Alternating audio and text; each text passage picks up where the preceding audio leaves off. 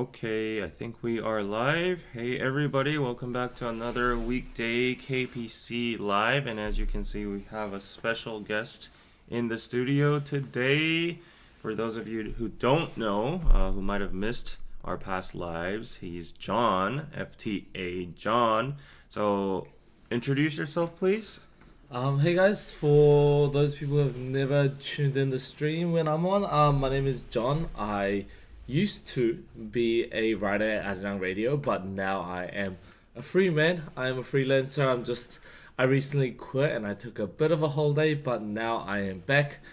And this is actually my first appearance since I left. So I haven't even done a comeback on my channel, and I haven't even Really? announced people that I am gonna be back starting today. But yeah, I am here. I hope everyone is excited to see me and what I have to say regarding all the political things that we'll be talking about today. So yeah. Yes. So far we have 40 people in the chat, so please smash that like button before we go on. And today, quite honestly, the news has been a little slow, so we'll be talking mostly about a little political stuff, social stuff, and a little bit of American news on top of that. But we have John in the studio, so nevertheless, it's going to be pretty entertaining. We'll talk about our daily lives and updates and all that kind of stuff. So, yeah, and let us know where y'all are watching from, what time it is in your country. And Hand Painted Paint says, "Hi, John." Everyone's like, "I'm so excited to see him." Hey, yo. Yes. Please greet him, everybody, in the chat. And just to give you a little notice before we go on, both of our voices are a little Yeah. crackled up right now. Because what's your reasoning? It's because, well, I had on my 10-day vacation after I left Arirang, a few of my friends visited me from New Zealand, and basically we had like a 5-day, basically the whole 10 days we drank every day. So this is like Damn. my first few days of being like not drinking, and also obviously the weather, the fine dust in Korea has been horrible. And we'll be getting into it a little bit later, but I think that is probably the main reason. My throat's just been so dry, and yeah, not the best condition. But what about you, David?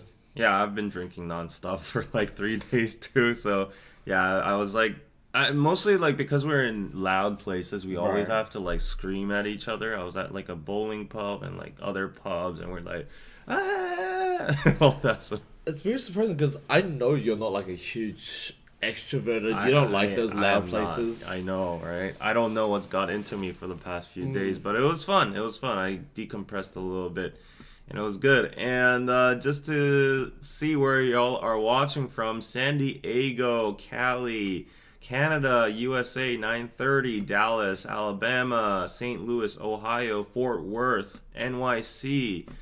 Hi David and Chico's, your sweet potato is here. I guess that's referring to you. Washington State, Arizona. Hello. Hi John, says Jewel. Toronto. Okay, Kimberly is excited to see you. She's like, oh my god. California, South Carolina. So all of the U.S. folks, good old U.S. folks mm. in the chat. And I want to ask you, what does it feel like to be in Trump day one? Trump Day 2, Ooh. triggering everybody in the chat. Like, my chat is a little biased, so Right. yeah. My hoodie has been shipped from Piroso is coming. Yes. Oh, Jewel is from the UK. Okay. Seattle. Yes. A quick introduction to your friend. I'm sorry, but he already did it like 3 minutes ago, so you'll have to rewind after. Yeah, Las Vegas. Great, everybody. Great to see y'all, and 100 people in the chat so far. So smash that like button. And if you haven't subscribed yet, subscribe. Mm. Yes. What is terrifying? What is tragic? Oh, Trump. Oh, Trump. Okay. I don't know. So, yeah, I'm sorry for asking that. But we'll cover a little bit of a Korean reaction too Right. and all that. So, yeah.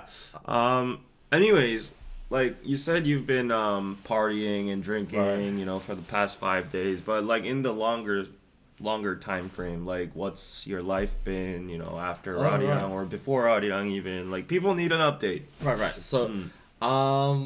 for the long time, for those people that's been following my account, they've noticed that I did a morning news show, which requires me to wake up at 4 a.m. every day. And I have to be in the studio by 5 a.m. and our show goes live at 7 and it finishes at 9. And then basically every day I had to prepare a script for the next day. My gosh. It was a lot of work, I would say. And someone who's very much a night owl, it was quite hard. And I think it took a toll on me for quite a bit. But because I love radio in itself, I kind of stuck it through. And I really loved it so much. But yeah, after a while, I realized that at first it was so hard to a point where I was like, okay, it just shows that I just need to learn a lot. So I stuck it out, learned so much, and throughout the year I realized that there was a point where I stopped learning and was just kind of like was content, and I was just very much kind of like, oh, I know everything I need to do now. So it felt like I wanted to challenge myself more and go into a field where I could express myself, show more of my color. So I talked to my producers a few months before. And I told them that, hey, I'm thinking about moving on to a different kind of step, maybe going away from these traditional news outlets, maybe more cultural shows, or maybe more shows where I can talk about the news, but express my own opinions a bit more, because I do feel like I have to censor myself a lot. Yeah. And my producers totally understood. So I gave them 1 month in advance, and also I gave them, like, I told them, hey, I can stay longer if you guys need someone to find. So I stayed about like 6-7 weeks after my notice, which is a long time, I would say, to give someone a You've notice made that up I'm your live. mind before like 3 months. So everybody was very happy with her. They found somebody new. Okay. And even now, I went on a 10-day basically holiday because my New Zealand friends came. And one of those friends is like, I've known him for 15 years now. 15 years. Yeah, so like like more than half my life. Yeah. So they came to visit me. It was his third time coming. So yeah, we spent a great time. First time we went to outside of Seoul. It was his third time coming, but this is the first time we went outside of Seoul. So we went to Sokcho, Yangyang, and Gangneung. Wow. Not the best time to go. Not the best time. Not the best time. It's freezing cold. It's freezing cold. Yeah. There's nobody in like Yangyang. I realized. Oh, you expected something in Yangyang? You know, I expected now that I'm a I'm a single you know what man. they say about going to Yangyang? Yeah. They go to Ang. But there was nobody there. I was so surprised. It was like, but we still had a great time, and also, I can say brand names, right? Yeah. We recently got into Pokemon cards. You know how that's been like a huge thing on the market these days. Yeah, I've seen people like going to Costco and like Right. just hauling them up. Yeah, and so I recently got into Pokemon cards, so we had a great time and we drank a lot, and they left 2 days ago, and now like I need a few days to recharge, and now I'm basically, from today I'll be going back into my usual routine, making videos, and I'm uncertain what I'm gonna do after, but hopefully So this is your kind of like your break period and like you Right. know discovering what you want to do kind of period. Okay. filled with anxiety. I mean, John's pretty young. You're like still 25. I'm 25, yes. Yeah. Well, if I was 25, I would be like, fuck all this. F all this Yeah, shit. yeah, Like, yeah. I'm just gonna travel the world and, whatever. But yeah, he's already working, hustling, thinking about his future. So that's crazy. That's great. Yeah. And actually, like, looking at the screen, like, I don't know, you got a little bit more handsome, You had a glow up. I think it's maybe the more sleep, because I think throughout my radio, I definitely only slept 4 hours a day for like a year. Yeah. So I think having a little bit more sleep, even when the guys are here, having like at least 7 hours of sleep, I think that helped a lot. So yeah, I feel a lot better. I like your Feel a style lot right better. now. You look like one of those killers in the dramas. Yeah, I feel like I'm gonna. But it suits you. Well, okay. No, in a good way. Yeah, In yeah. a good way. You have like charisma. Like I like your style right now. Like normally you look like an Ivy League person, Right. But Button-up shirt. yeah. Very formal. Yeah. But right now you look one of like those like casual, Very comfortable, I would say. And I think it's one of those things, because every time I came on the show or on your live stream, I came straight after my radio shift, which is why like I always felt like I had to compromise by always wearing a button-up shirt, because I knew I was young. Yeah. And no one is gonna think Oh, you're you were like trying to, compromise for me being young. Were by dressing up. there actual expectations like that? in There the were radio? expectations, because Really? people, obviously, if you're younger and you look younger, people don't take your words Wow. with a lot of weight. So basically, I had to work extra hard, which is why the reason every time I came on live streams, well, the reason I had like way more resources of background research is because if you don't have that, people don't take you like people take you extremely lightly. Dang. So yeah, Ageism in Korea goes both ways. yeah, It I would say does. so. Yeah. Yeah. So Doll Baby actually gifted $5 pizza. I want you to read that. Your Dolly Baby is here. Yes. I still think it's Dolly Baby, and I think Dolly Baby sounds better. I'm just saying. It's become Dolly Baby Yeah, for a Dolly while. Baby, Like yeah. ever since you called it Dolly Baby, like nobody calls her Doll Baby. Like it's Dolly Baby. Yes, it's Dolly just Baby. how it is. Yeah. Thank you, Dolly Baby. It's not appearing on the jumbotron over here, so Yeah. sorry about that. So sad that your relationship ended. Did your relationship end? Or are we talking about someone else? So if you're referring to relationship as a relationship with Adira, Yeah. we ended on very good terms. Like everybody in the studio, all the hosts still like really likes me. I still keep in touch with a lot of the producers and a lot of the staff behind the scenes. Yeah. If you're talking about my relationship as in my personal relationship, that ended like over 6 months ago. So yeah, I've been single for a bit, but. Yeah, doing better now. But And Rachel says we take you seriously, John. thank you. I appreciate it. No, I was gonna say some stupid jokes, but yeah. Go for it. Go for it. Why are you holding back? It's not 'Cause radio the thing anymore. is, like, I know it's not radio, but a lot of people have been messaging me about and I appreciate it. A lot of people who've been on stream has been messaging me about behind the scenes, and they really want me to see Anna again. Anna? Yeah. Our Anna? Yeah. Why? Because they want to see the debate, because I know some of the people have gone back to the first stream and seen that, and how she's kind of like giving me shit at the start a little bit, or giving me a little bit a little tease, and I take it like very lightly, but a lot of people are like, you need to come back and show her what's up. Oh. And I'm like, you have to make her know that she should take you seriously, kind of things. And a lot of people have messaged me that. I'm like, So do you want come back? I don't think so, because I don't think she's very busy. She is very busy. She is She's not. extremely She's busy. Like she's too busy to even come to the studio. So Yeah. yeah. But yeah, it's always fun. I think it's always fun to see the difference in, because I think my personality and her personality is totally different in the sense It that is. I think we have a very different dynamic of if we get into a serious argument or debate. Yeah. But yeah, I wouldn't mind it. Okay, hopefully, and maybe in the future. Yeah, I might even get you guys on the podcast, and then you guys can Ooh. fight each other for an hour.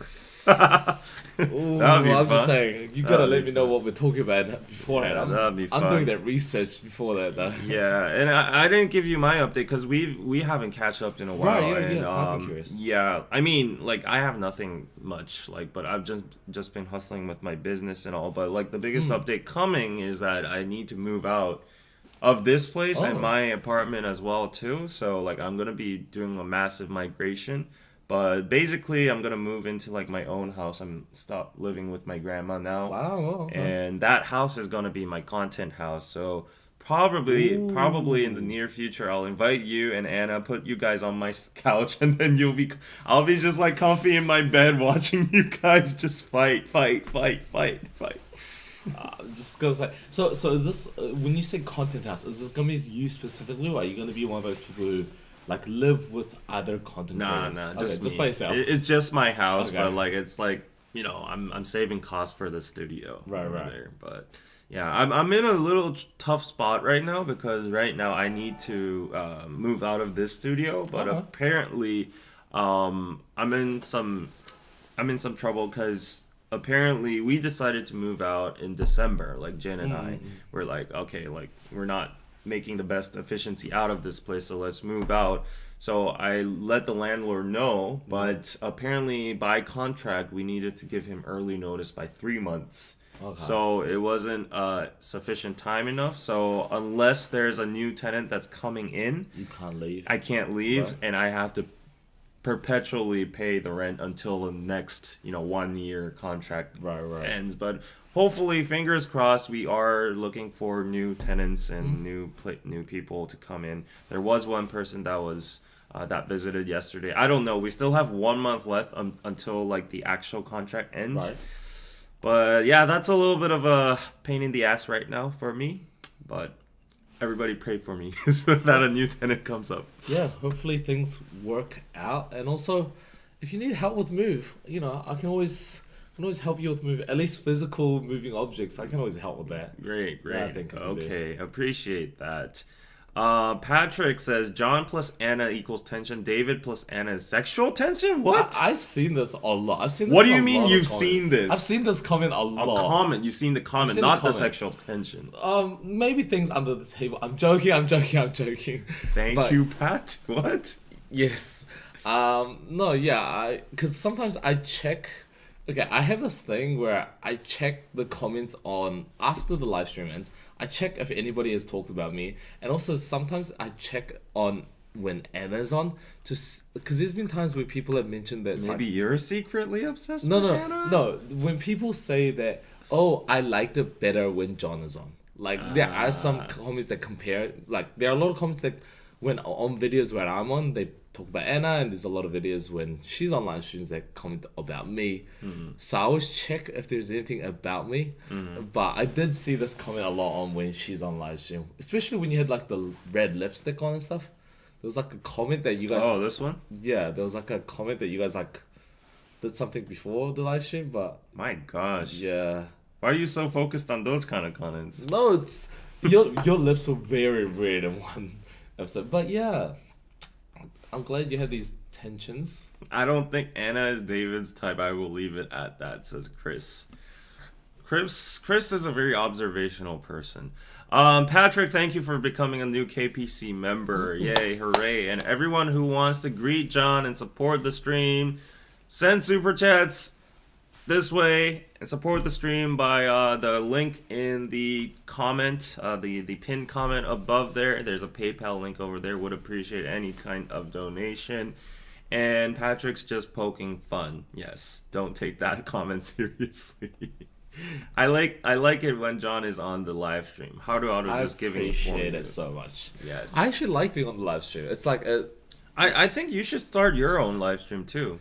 the thing is, I've thought about it, but I also think that I don't know what to say if there's not a lot of comments. Like you have a lot of followers, you have a lot of subscribers, and you get like 200, like at times you get like 600 people on live stream. I feel like if I did it, there would be like 4 people, and Isn't that more intimate? It's like an intimate fam. You can talk with 3 people. You know? It would be fun. It would be That's fun. how but you all start, right? I also think that I could be just it might not be as entertaining. It might not be as fan interactive.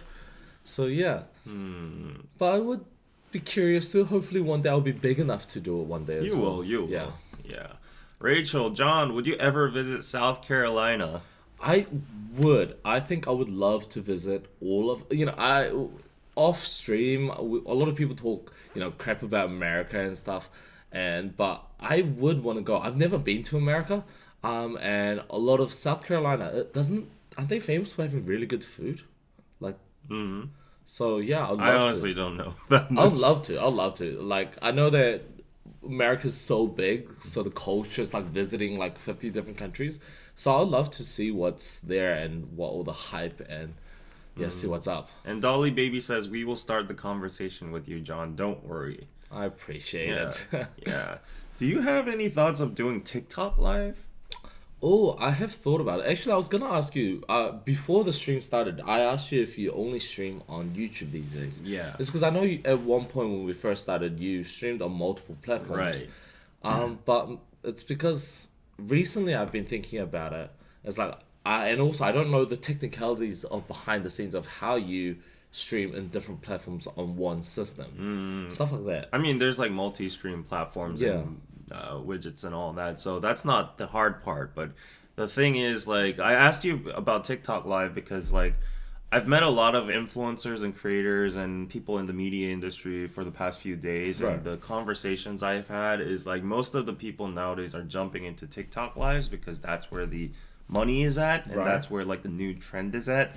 However, the downside is the competition is getting really fierce, Right. and also in order, like, the golden rule for a TikTok live streamer to actually create revenue is to stream more than 5 hours per day at least minimum 5 hours every single day. Right.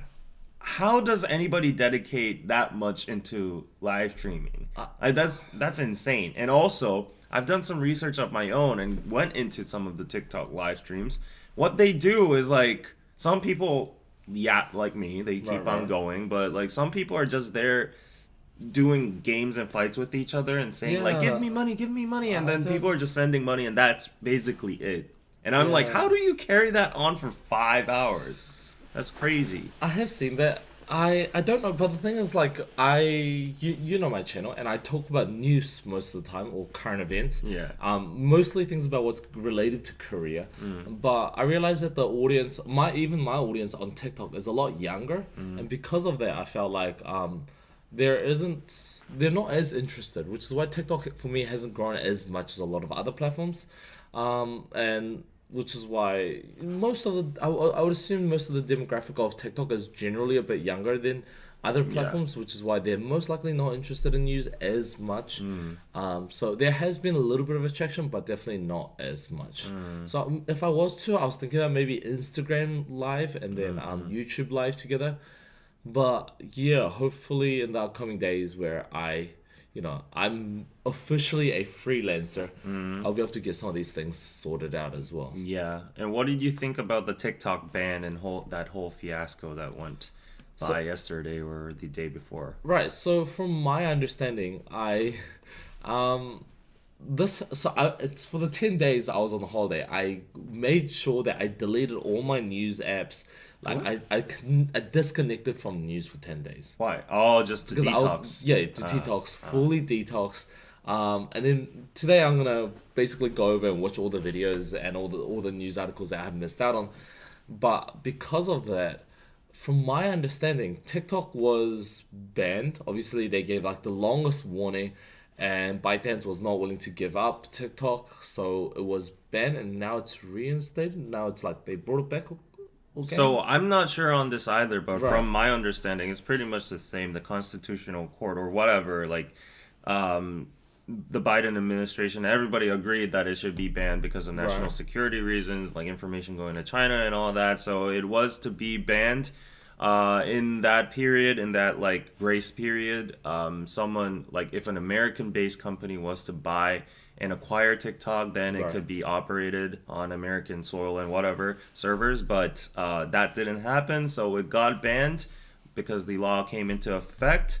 However, Trump swooped in and he said like, let's give it another go, and he did an executive order or whatever, like he did like some kind of magic according to the press. I don't know on the technicalities, but right now, so this is the part I'm wondering about, whether it's a new grace period for like, new investors or potential acquirers to jump in, or whether it's officially like unbanned perpetually. Like, I don't know what's going on. So that's the limbo phase I'm caught in. From one thing I've seen is that it's still not available to install in the App Store and Google Play Store. So I don't know what's going on. Honestly, it's pretty detached from me. I'd never done TikTok or seriously something like that. So yeah, but a lot of people around me that are TikTok creators, they're happy. Like, even though they can operate TikTok in Korea, a lot of their audience is from the US, so they've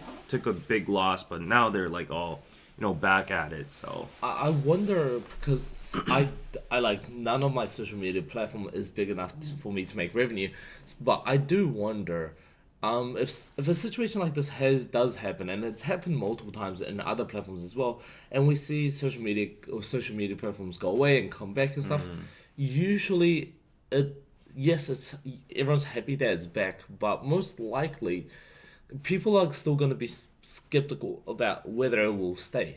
Excuse me. For example, I would assume a lot of people who are investing, a lot of major companies who are investing in ads, they'll be a bit skeptical about it being, is this actually going to stay, or is this going to be like, is it, within a few months, is this going to go away?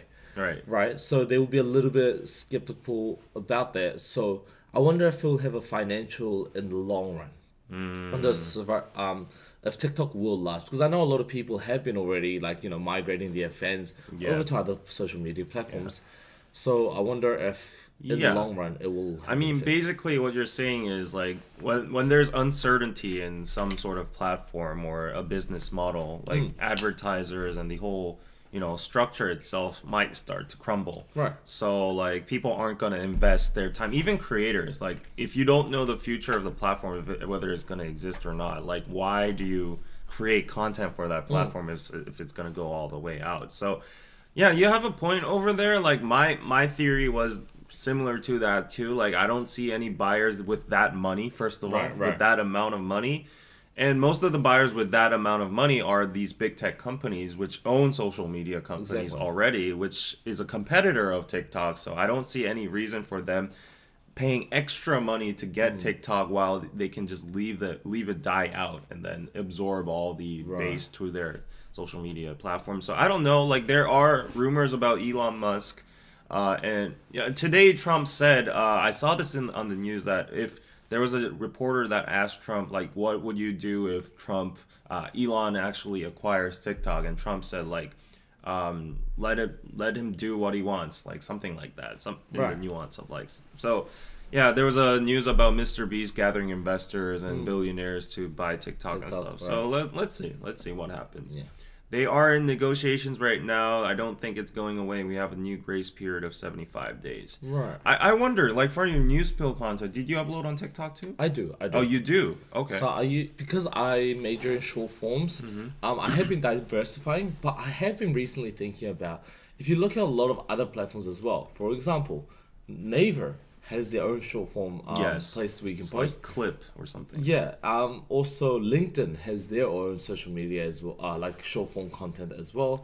A lot of other platforms have it as well. So I've been thinking, am I limiting myself to just three social medias, YouTube, TikTok, and Instagram? What else then?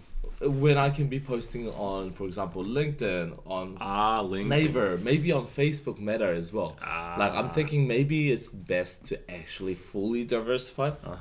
But I also wonder if it will be effective anyway, and that is an interesting news that we'll probably get into later as well. Yeah. So I was just watching this because like someone pointed it out in the chat. But speaking of Elon, he was into a lot of scrutiny for the past few days because of his gesture over here. And what do you think about this? Like I saw the whole clip. If you see the whole clip, Yeah. he's like.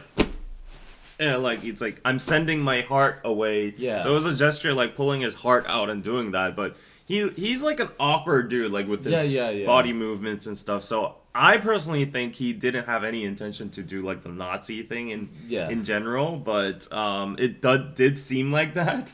I'm not trying to defend him or anything if it is if it is the case, but like objectively I was like he's just an awkward dude. He was trying to do that thing, or I don't know. What do you think? Yeah, I agree. I don't think it was intentional. Because like you said, he's a very like when you see him move and like dance and It's settle, kind of weird. it kind of just very much. A lot of people have said this as well. He just kind of looks like a very much a nerd. Yeah. Kind of like, yeah, it just feels like a nerd just being a bit weird on stage. So I don't think there's an intent behind it. Right. But I do feel like, when people want to attack him for something, when people want to attack anybody for anything, Yeah. it could be taken out of context. But then again, he is a mastermind of himself. He is a very intelligent man. So whether it was like a plan in this big picture, who knows, right? Yeah, I mean, in this news, like he says, like legacy media is pure propaganda, and he like brought these other politicians being captured in the same moment and stuff Right. like that. So I don't know. There are a lot of people that just hate him because he sided with Trump. Right. Purely. Some people just hate him because he's like a trillionaire or like multi-trillionaire, whatever, a zillionaire, Right. whatever you want to call him. Some people think he's overrated or whatsoever, but it is a fact that he's now like one of the most powerful Yeah. people in the world, and even outside of monetary terms. So like he's the head of Doge and all that. So we'll have to see. We'll have to see. Stop defending this, please.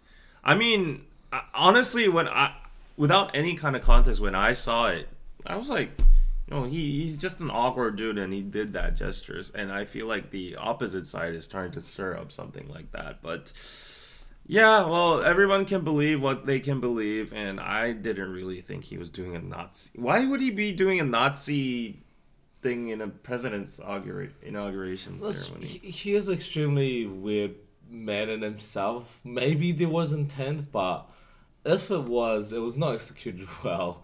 Yeah. But I don't know. To be honest, at this point, nothing surprises me. So if he was intent, I wouldn't be too surprised. If it was intent and it was just accidental, Yeah. that wouldn't be surprised as well. To be honest, a lot of things in Korean politics, American politics, so many things have been going on. I think that to a point where a lot of us are desensitized to a lot of shocking news that Yeah. we're like not surprised anymore. Like in the last 2 months, so many major news around the world has been happening that it's just people are just like desensitized to everything. I'll say. So yeah, like people in the chat, what they're saying, they're pretty divided too. Elon was high on live. That is not sending your heart away gesture. Stop. It was more than intentional. Come on, it didn't even look close to that kind of salute. So everyone's pretty divided over here. Right. There's usually a phrase that follows the salute that people don't want to acknowledge he didn't say. Also, if you look at how the salute is done, he didn't even do it correctly. Stop defending this, please. This is crazy. The reason he didn't do it correctly because he was trying to do it, because he didn't do it. I don't know. Right. From I mean, it's everyone to their own opinion, but like when I saw it, it was just like, he's just being the weird person he is. And the awkward gestures came out. So yeah. For the Korean comments here, well, let's see what they're saying. So it was probably a performance attempted by finding photos of Obama and the other Democratic Party members in similar poses. When people start pointing out that it's Nazi style, the Democratic members just sit still and say, "Why are you making a fuss, you media bastards? This is a calculated, attempted, whatever." Yeah. Musk shouted, "My heart goes out to you," while doing that gesture, and it seems like a direct translation of the English expression rather than a Nazi gesture.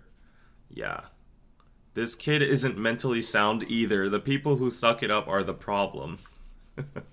Okay, so there are divided Right. opinions even among Korean people as well. So that was just some interesting news.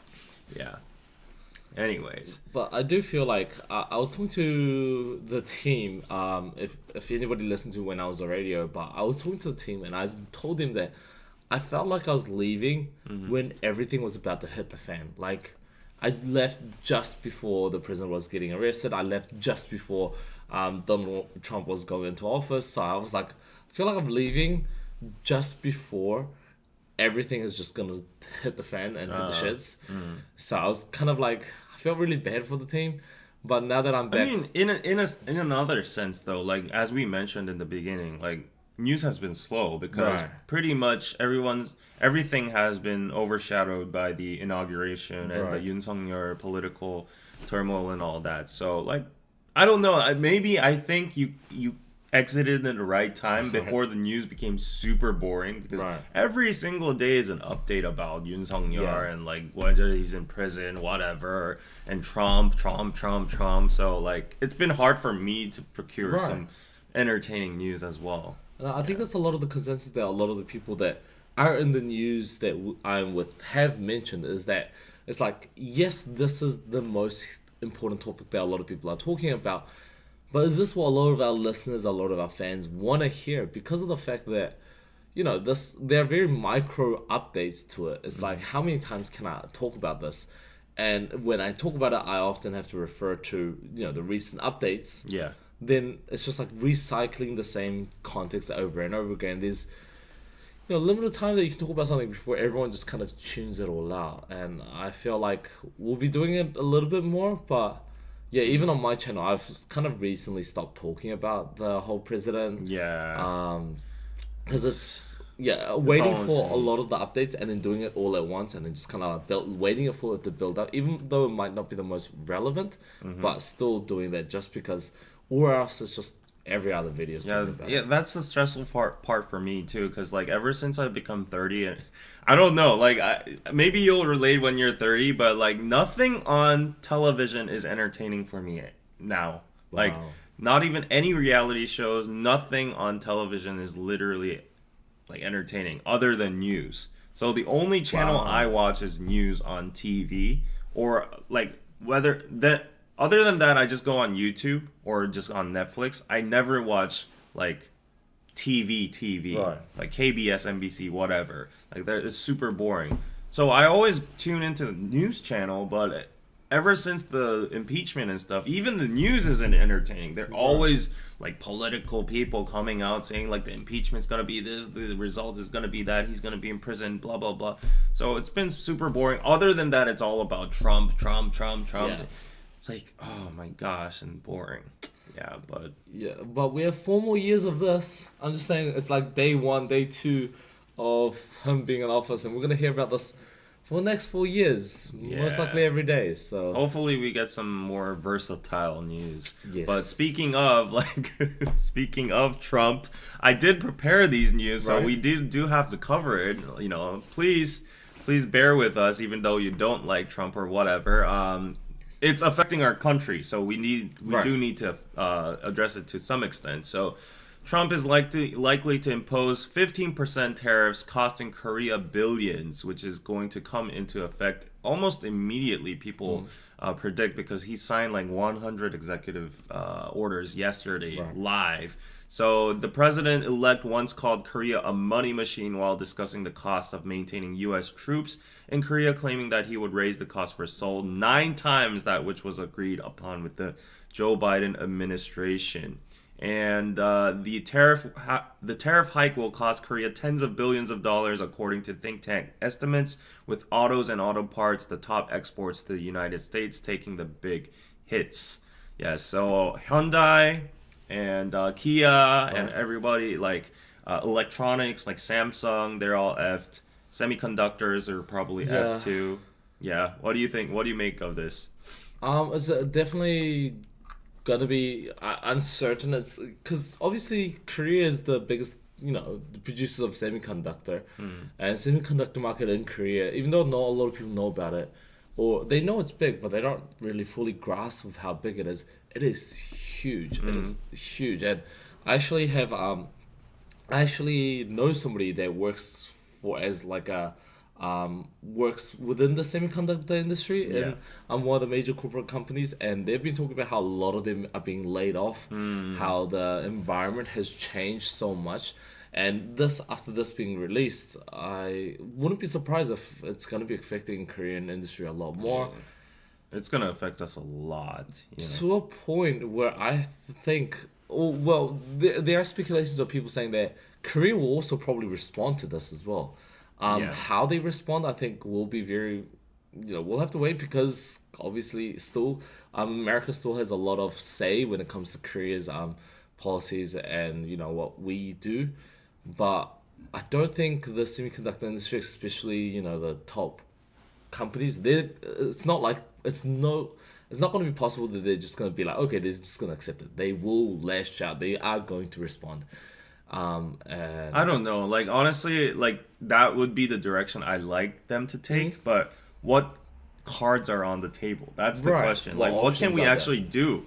Like, we don't have any negotiation power because we're a tiny country. Right. Our biggest export country is the U.S. or either China. But China, we've been having a pretty hostile, Right, relationship, yeah. relationship for the past few years. So are we going to switch over to China? But then there's the problem about the U.S. troops and all that. So everything's so complex. I don't know what's going to happen, honestly. But then again, a lot of people are saying, if you look at the history of these, these chaebol, these leaders of these major companies, they have an ego and a half. They will stand up for their money. So even if it's not the Korean politics or the politicians and that kind of respond, I think the companies themselves could respond in the sense that they could short their sources to America. They could pull their certain financials from America, which could strain the semiconductor industry or their influence within the tech industry in America as well. So yeah, I think I would not be surprised if they do react in a certain way.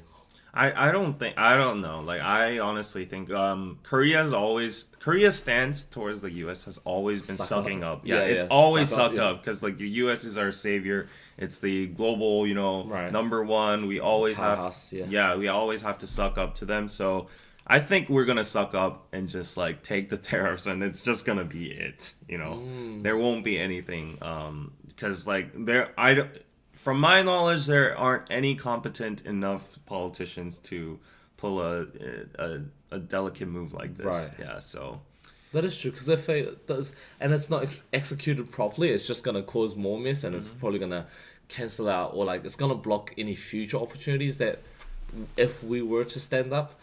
So if it's not done well, it's gonna be horrible. So I agree in the sense that most likely nobody might be willing to take the risk. yeah. So I mean, even when we didn't have terrorists, we were already sucking up to the Yeah. U.S. Like the semiconductors and the car industries, like Samsung. Everyone was building their factories in the U.S. Because that would get tax benefits and all that. But in the long run, that was hurting our country Right. because the jobs that could have been in Korea and boosting our economy were going all to the US and was benefiting the US citizens and exports, but there's like downsides of that. So this into effect, I think it's just gonna damage our economy even more. Right. And the Korean won is already like surged. The dollar is so high right now. The exports are already at so much loss. So All Korean stocks are so it's basically a double minus 10% plus another minus 15% tariff. So like we're effed. We're effed. But the thing is, like, people are saying, right, okay, we let this slide, right? We let this go. Yeah. And Trump, maybe a few months, maybe a year later, he does something like this again.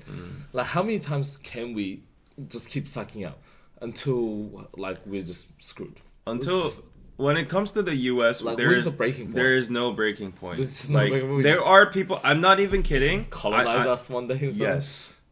Wow, really? Yes. I was getting to that point. There are even people, even among my friend circle, saying Korea's effed anyways. Like I only see it going downhill from now. Like the population is declining. We have no jobs. We have no hope in the industries. We've lost our momentum. The electronics industry, the vehicle industry is all gonna end up all either like Nokia, Volvo, or Sony, something like that. The paradigm shift is coming. There aren't any industries surging in Korea.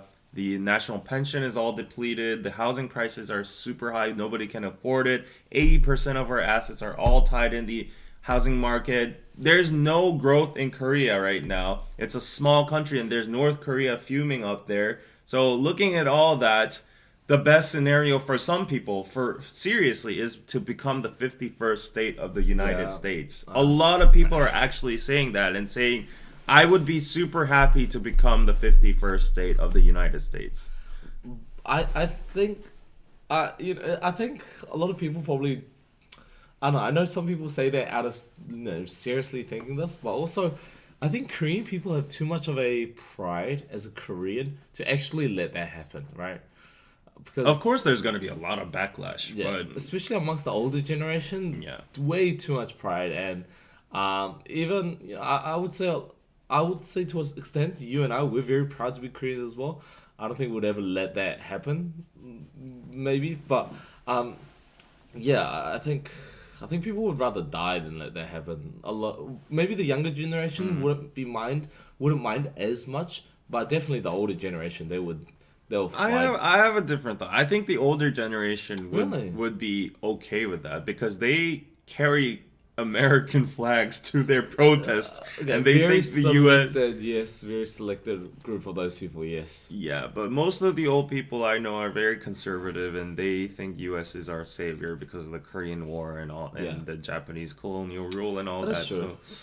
So yeah, I mean, like nothing happens overnight. Like like the U.S. troops are gonna be here. We're gonna have more pacts and like more agreements between the U.S. like free trade agreements, and slowly, gradually, and then we open our eyes and we're like, talking about like, do you want to be our, whatever state or whatever. So yeah. So Trump wants Canada, Trump wants Panama, Mexico, and all the Greenland. So why not Korea? I guess. So yeah, this is an actual narrative that's in our Yeah. society. Yeah. But a lot of thing that has been anticipated is, like you mentioned, about North Korea. North Korea for the last few months, since like a lot of these news have been breaking out, they've been pretty quiet about they've been pretty quiet in general, right? So, and obviously the last time Trump was president, some would say that the relationship between South Korea and North Korea and the US was a lot closer with Moon Jae-in, former president, them being meeting at the DMZ, Yeah. shaking hands a lot, having food a lot. Like a lot of people are saying that there could potentially be hope that last year the relationship between South Korea and North Korea was horrible. Yeah. Horrible, probably worst in the last probably decade. So some people are at least hoping, fingers crossed, that Trump will come back and hopefully mend some of the relationships that was kind of very fragile until recently. Yeah. Yeah. So we don't know what's gonna happen. Yeah. In terms of North Korea, South Korea, whatever. But with this whole political feud going on right now, a lot of people are bringing back the history books and saying history always repeats. Repeats itself, And right. our country was always devoured up by our neighboring countries whenever we were in this kind of political vacancy. Our parties have become polarized and they're not thinking about the nation's future. They're just fighting amongst each other for power. And it was always these moments when Japan came, China came, and they invaded our country, colonized us, and all that. So a lot of people are like, it's no different in the 21st century. There's war outside, and there's a lot of tension between North Korea, South Korea, Taiwan, China, U.S., and Trump has this aggressive, policy going on. So there's no guarantee that our independence is always we're not entitled to it right now. So yeah, I saw someone write that I'm writing fan fiction, but fan fiction can quickly become reality. Yeah. I would say we have to be very alert. I love What am I gonna do if I'm alert though? Our politicians are like that. So That's true. I love this comment by Patrick. Can Trump mend the relationship between New Jeans and Hive? No, that's gone. That's far gone. I don't think Trump can. I mean, solve if Elon buys New Jeans, yeah, and Maybe. Hive and just the whole K-pop industry. if maybe. Elon suddenly gets interested in K-pop and understands its potential and starts acquiring money, Adore and all that, maybe.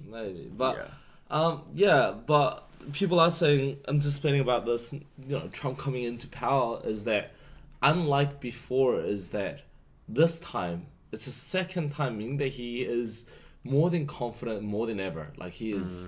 Yeah, because fully he's ready, got he's the fully- lawmakers on his side too. Right, now he can do whatever and say whatever, which is why. And he even mentioned that the first day it's going to be like a dictatorship. Yeah. So, yeah. And speaking of, we have news over here, and he mentioned yesterday about North Korea being a nuclear power. Right. So he used this phrase, which triggered a lot of Koreans and a lot of people around the world, saying that he shouldn't acknowledge a crooked country like North Korea as a nuclear power. Right. I mean, it's a matter of expressions and all of that, but the president of the United States should be very careful with what kind of words he chooses. Yeah, so he said Kim is a nuclear power while referencing President Joe Biden's assessment of threats during a press availability in the Oval Office following his inauguration speech in Washington. We got along. I think he will be happy to see I'm coming back. And while he frequently emphasized his bromance with Kim Jong-un during his campaigns, he referred North Korea as a nuclear power. And historically, U.S. officials have avoided using these terms to describe North Korea due to its specific implications under the NPT, which formally recognizes only 5 nations, China, France, Russia, Britain, and the United States, as nuclear weapon states. So, yeah, we're going down the slippery slope here. But I do wonder, like, we must have some hardcore Trump supporters in the chat, right? If there's 200 people in the chat, and majority of Americans voted for him. We must too, Yeah. right? Yeah. But it's I've never actually interacted like closely. There are like a wide variety of Yeah, yeah. people in my chat, so But I'm curious to see what happens. it's very hard to actually voice yourself. yourself in my chat because like traditionally most people that are into like Korean culture or K-pop or like all that a little bit more is a liberal. little bit more on the Democratic side, like Right. tendency wise. So like my audience had when I've always observed it was always very left leaning. Right. Yeah. So I think for me it's because I love the debate. I love the conversation. I think people can have whatever opinion they want, and I think everyone should respect it. Whether you agree or disagree is up to you. But I love this idea that people can have their voice, and I'm always curious what a lot of people in the opposite side would probably be a little bit more skeptical, a little bit more worried. But I wonder how people in the Trump supporters would feel. about what? About him coming into office. Oh, about they're him they're having like a lot of strong emphasis and a lot of power in whatever he does. I mean, in a certain way, it's like I mean, as much as I disagree and agree to like certain, like I've always been firm about my political stance. I'm pretty much neutral, but a little bit conservative leaning. That's been my political stance. But I try to assess things like separately, respectively, in terms of campaigns and policies and stuff. But I do have to admit, some things I agree with Trump. Like yesterday, I saw the executive order he signed about returning all the government officials, government workers, to the office. There's no what do you call it, remote work anymore for government workers, and that news hit us in Korea, and I saw the comments, and people were like, so finally America's getting normalized. So finally there's a president with common sense. Like it's not getting crazy. So I'm not advocating in every single way, okay? Like of course I disagree with him about like exiting the Paris Accord and like the policies with Kim Jong-un or Korea and the tariffs and all that. That's horrible for us. But it doesn't mean like every single thing is bad, and some things you can agree on. It's just like which side do you more lean towards, and then at the end, ultimately, who do you vote for? Right. So yeah, don't get me wrong. Like people are gonna say, look, oh, he's a Trump supporter. Oh my gosh, I'm so disappointed. And if you have that kind of lens, you are immature. Okay, so just putting that out there. But. Yeah, what was the question you started with? Why did I get into this? Like people having opinions, and like in our chats, oftentimes we don't get a lot of voices from people who strongly support Trump, and I was just always curious.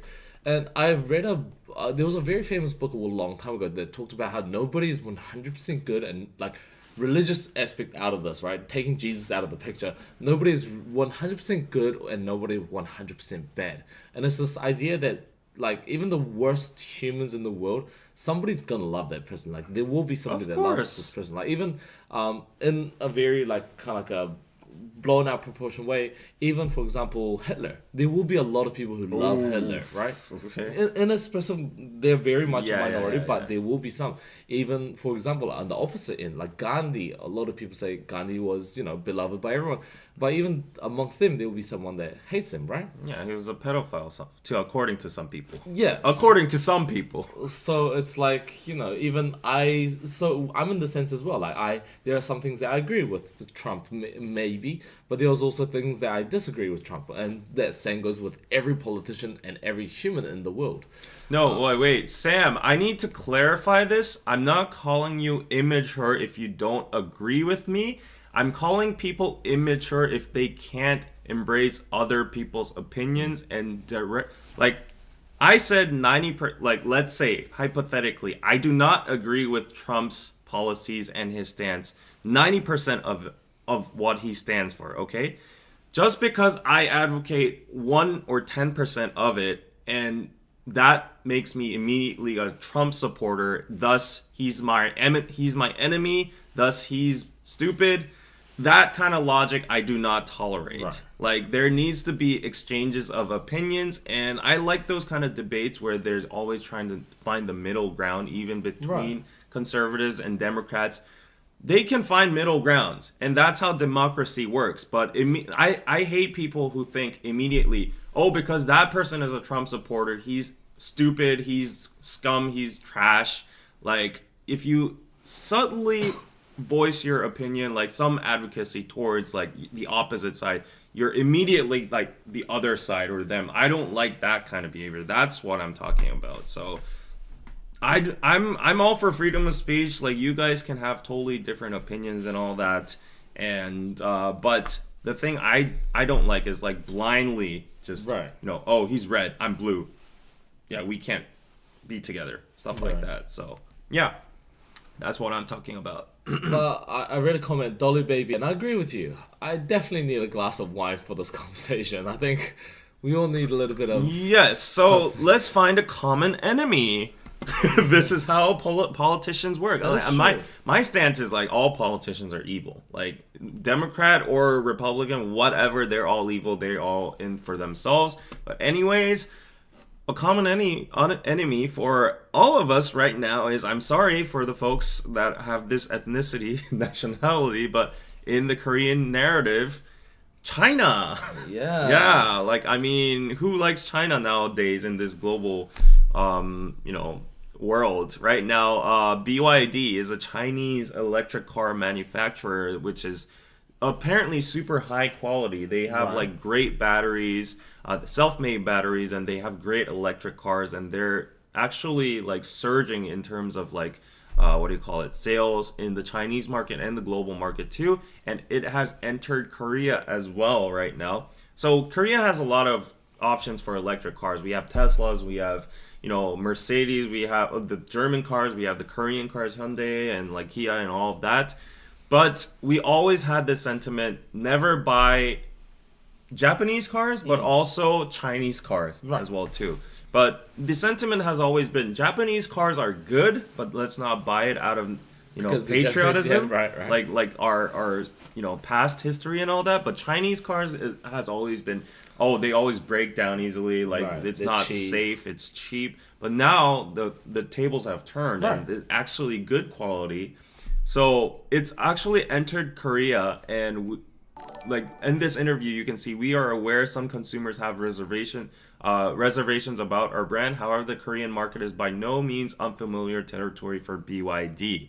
So actually, the news reported yesterday, the first day BYD opened, there were more than 33 sales in one dealership and stuff. That's a lot. So people are now getting like less biased towards like political, whatever, and historical whatever. They're just going for cheaper, affordable, and better products.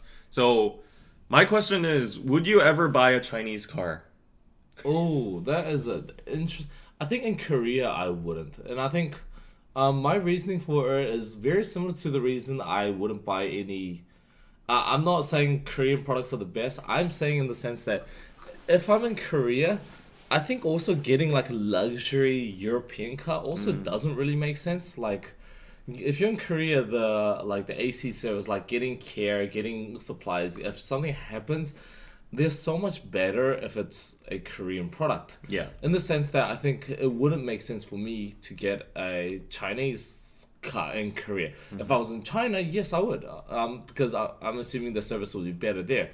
But even this car has gotten a lot of attention with CES. I wonder if you have been to CES. No, I want to. I really thought you would have. Nah.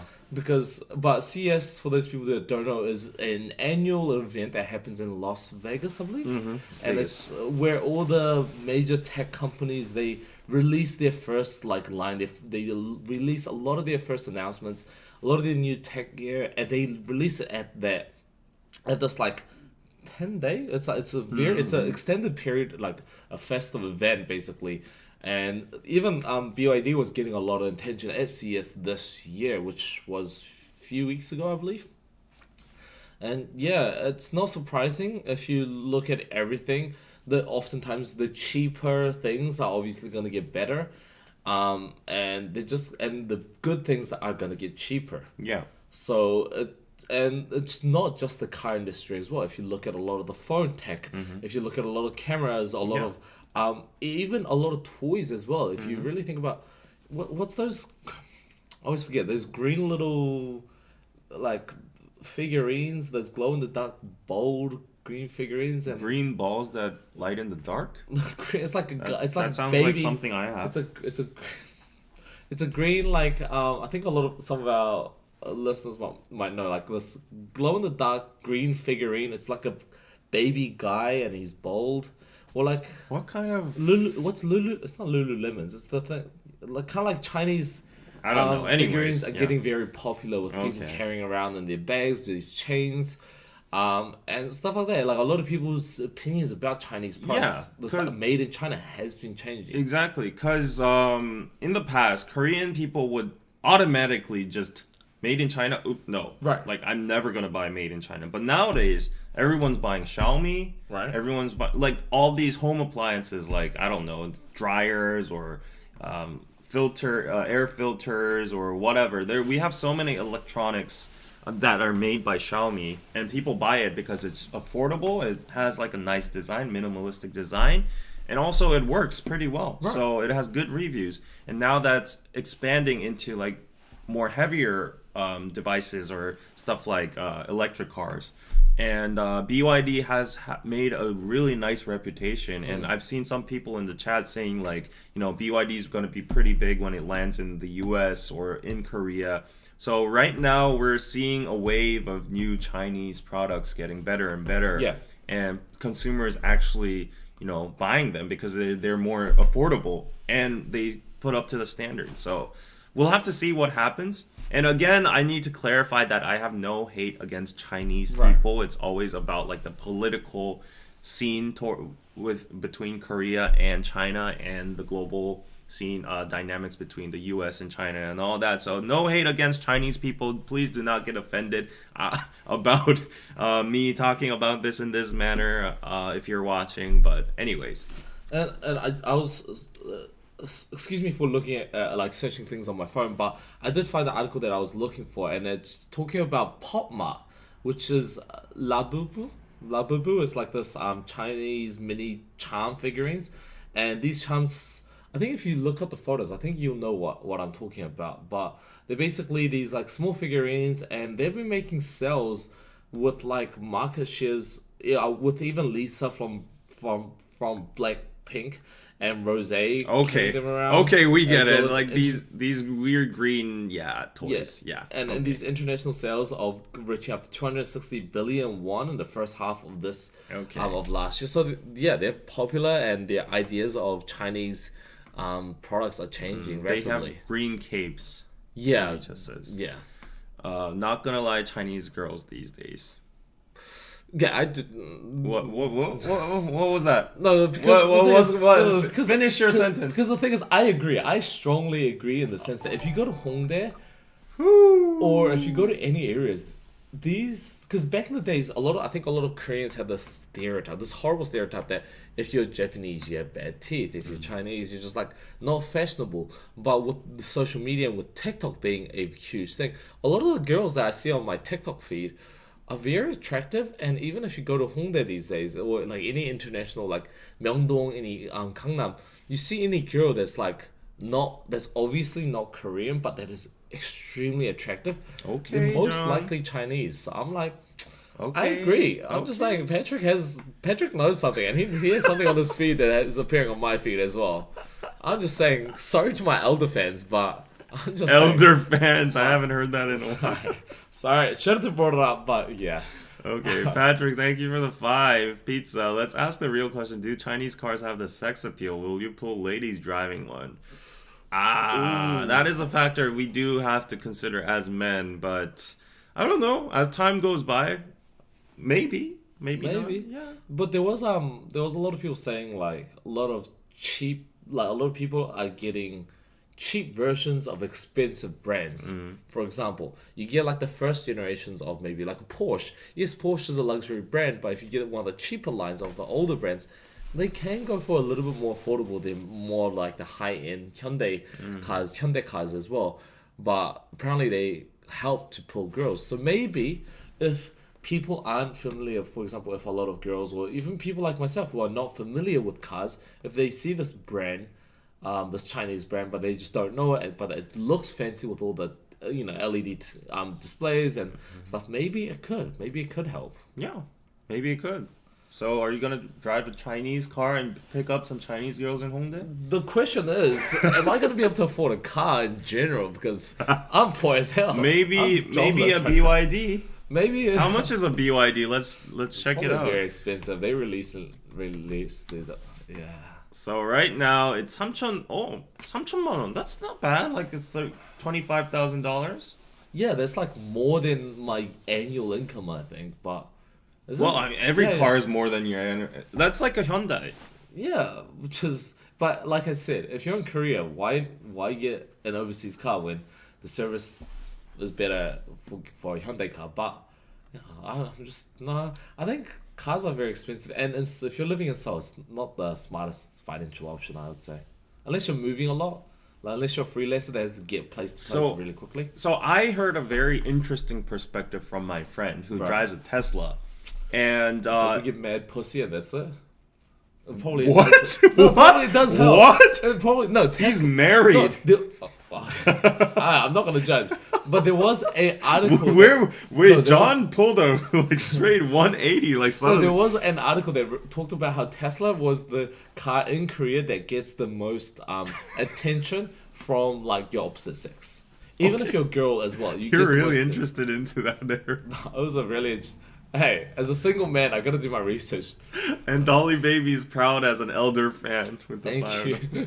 That came out of nowhere suddenly. Like, it's like, does he get mad pussy? No, because if he has a Tesla, What? No, but okay, so, I didn't even know that kind of language was possible. With sorry, you. sorry. No, it's Sorry, okay. sorry. It's okay. But- Did you draw the P word, bro? sorry. John, what the? Hey, it's just because it's hot in here, man. It wasn't all these heaters. I'm slowly like Everyone's stripping cracking every. up. Sorry. Oh my gosh. I was like, what? That was not the So- way I was going.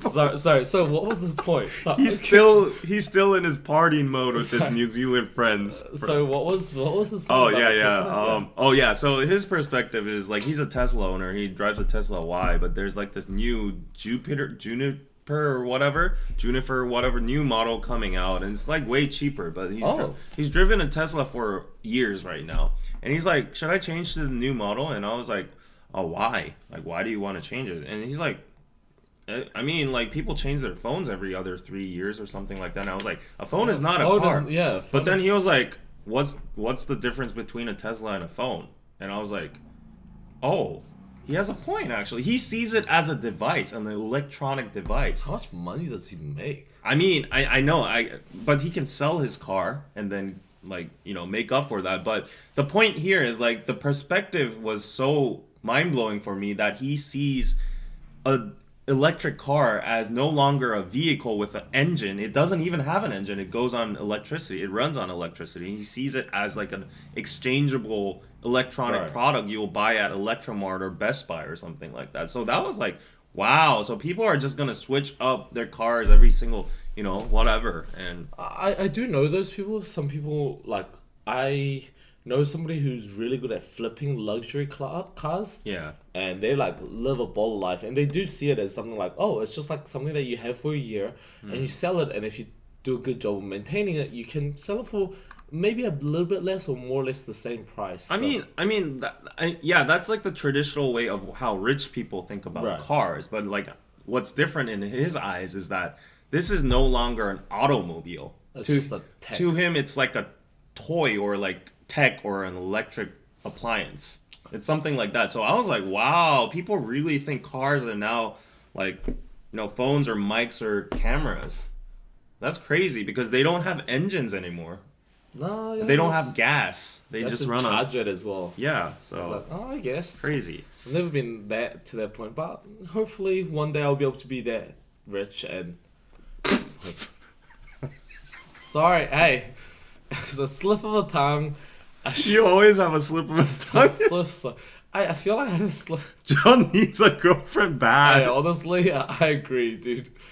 Oh, you agree? I agree, man. Elder fans. Sorry, let's not go. Elder fans, why are you apologizing to your elder fans? What? Okay. I like the way we get back to the news. The news. I don't trip up as much when we talk about news, but yeah, sorry. That was just so like unexpected.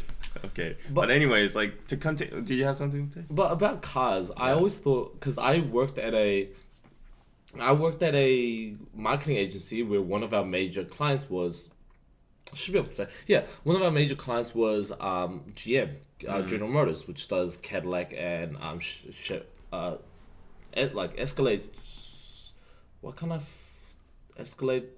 Yeah. Anyways, but I always thought of like because GM is known for their kind of bigger cars, and I always thought like with expensive cars kind of in the similar parks, like why get like a big car, like a big SUV, like an Escalade is huge. Yeah. To drive around Seoul, like that's gotta be so inconvenient. But why would people drive it? It's ego. Yeah, They're compensating for something. Yeah, I would agree. Would you drive an Escalade? I think in New Zealand, yes, Escalade looks so cool. Maybe it was because I was the marketing people for Escalade. Do you realize the question I asked before, the narrative I was going for? Yeah, I did, but you would still Escalade looks great. So usually people, Escalade has so much room to do things inside the car. What are you gonna do? You can go camping inside the car. So let's connect the dots. He said in a Tesla you can pick up mad pussy, and he said I don't know, Tesla. He agreed to the statement that people with big cars are compensating for something. Despite that, he would buy an Escalade, and there's a lot of room for something There's in a lot there. of room. So connecting these three dots, you can That's deduce. That's mad grocery shopping right there. You can deduce that John needs a girlfriend very urgently, apparently. Whatever. Anyways, yeah. Continuing with the China thing though, like. So you can see in the title that we've been choking for the past 3 days. Yeah. I'm not joking, no pun intended. Like I'm not joking. We've been choking. I've been wearing masks for the past 3 days, and the fine dust, ultra fine dust, has been so bad that it's crazy. Like my eyes are itchy, my head hurts, and it's not like just me having a sensitive feeling. My friends are all in consensus saying like they have headaches, they're coughing, their throats burn and itch and all that. And as you can see in the pictures over here, everyone is wearing a mask. And John, being super masculine today, he didn't wear a mask. I'm just raw dogging it at this point. I'm just tired. Yeah. But if you are in Seoul right now, I really feel bad for the tourists because like you can't see anything like in the sky. Yeah.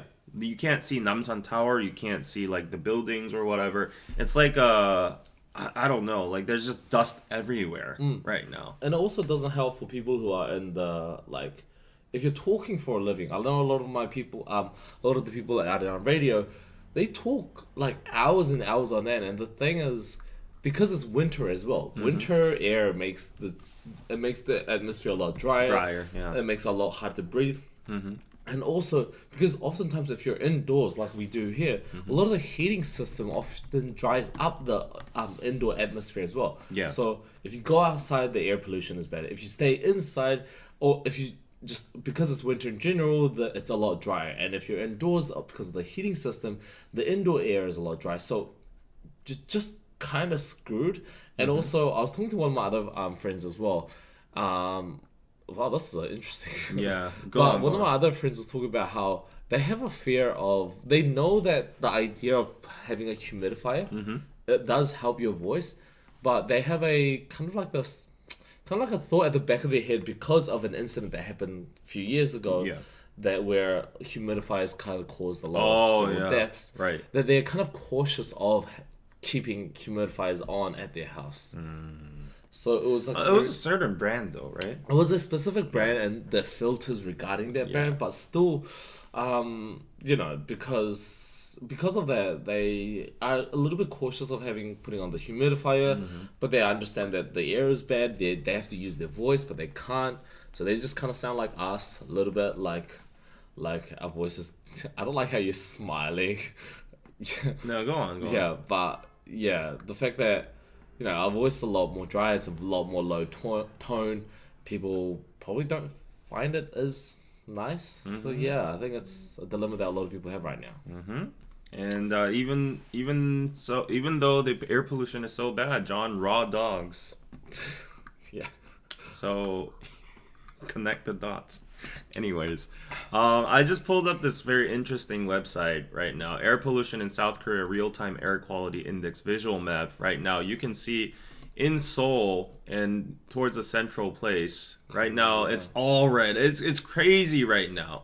And compared to other places in the world, like you can see China is like, wow, it's like 200 up into 200s. Japan is like green and yellow. Damn.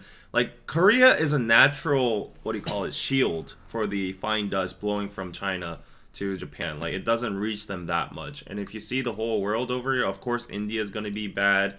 And like, wow, it's so green over here. It's so green and yellow in Europe. A little red places. Let's see the US. Wow. Whenever I go to the US, I love watching the sky. How good's in New Zealand? I'm curious. New Zealand, I wonder, like, it's just gonna be green as hell. It's green as hell. There's not even a lot of sunlight. Of course, it's like 15. Yeah. 8, 15. Because no one lives there anyways. Auckland is 8. And in the meantime, in Seoul right now, it's like 190. That's freaking crazy. And you're raw dogging that? In China, it's 208. Dude, you gotta go raw. I'm sorry. Okay, let's not. But yeah, it is. The weather conditions here is very bad. And when you talk about the cause of it, a lot of people do blame China. It is China. It's only China. It's not only China, not only but China, right? 80% is China. Let's be real. I don't know if that's true. This is not even hate. This is science. I've done a lot of research into this, right? There are arguments and there are debates about a lot of the factories being on the East Coast of course, line of China that's blowing a lot of the debris. But a lot of people have said that yes, there are some to it, but there are also a lot of fine dust that it just naturally causes in Korea due to the which is the 20%. Yeah, but I don't know about the statistics in itself, but I don't know if it's as much as people say it is, but the science just points to it. Yeah, but a lot of the bad, if you see, a lot of the bad is like in the central China. So, but a lot of people hate, like China. A lot of Koreans hate China for that, right? It's just purely for this. Just purely from science, from this map where the wind is blowing and where the cause is, where it's red and where it's orange. It's nothing to deny other than those pussies in the parliament and the lawmakers and the presidents sucking up to China because they don't want like trade wars and all that. Everybody sees where it's coming from. It's like real-time data. It's just blowing this way. So I don't know where. I mean, there was this huge debate. This is one of the places I'm more conservative too. Like, it's not even a matter of conservative versus progressive, but like because the progressive side is more pro-China in Korea, the past president was so afraid to trigger China about the fine dust. Because, like, honestly, I do get his position. We can't do anything about it because China's like such a big superpower. What are you going to tell them? Like, evacuate all your factories from the East Coast? Right. Like, we can't do anything about it. But, you got to still have the balls to point on science, right? Like, it's definitely coming from there. You're not, like, the pussy move was, he pointed one of the iconic quotes is like, oh, it's coming from the pork belly we're grilling in Seoul. Like, everybody's opening up their doors and restaurants and we're grilling. We have a big grilling culture and that creates a lot of like debris, dust and debris and all that, and that's adding up, and we have like cars and all. Of course, every big metro city has cars. Yeah. But why is Japan, Tokyo like that and Korea not like that? So, I mean, it's so stressful because like our people are choking to death right now. And I'm not even exaggerating. I think this is going to have like a perpetual, damage towards our lungs or whatever, Right. our systems. And it's definitely going to have a toll in the future. And it's just so severe right now. I can't even breathe and walk around. So, yeah. Today's stream was sponsored by the P word. Okay.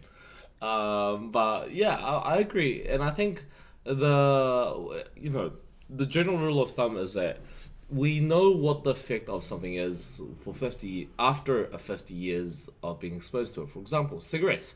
A lot of people thought cigarettes was fine until like 50 years of worth of research, and they realized, oh, that's actually really bad for your lungs. So I think in that sense, I think we're experiencing in the last few decades, we're experiencing the worst of the fine dust in Korea. So we'll have to just wait maybe a few more years just to see how bad the impact has been to our body.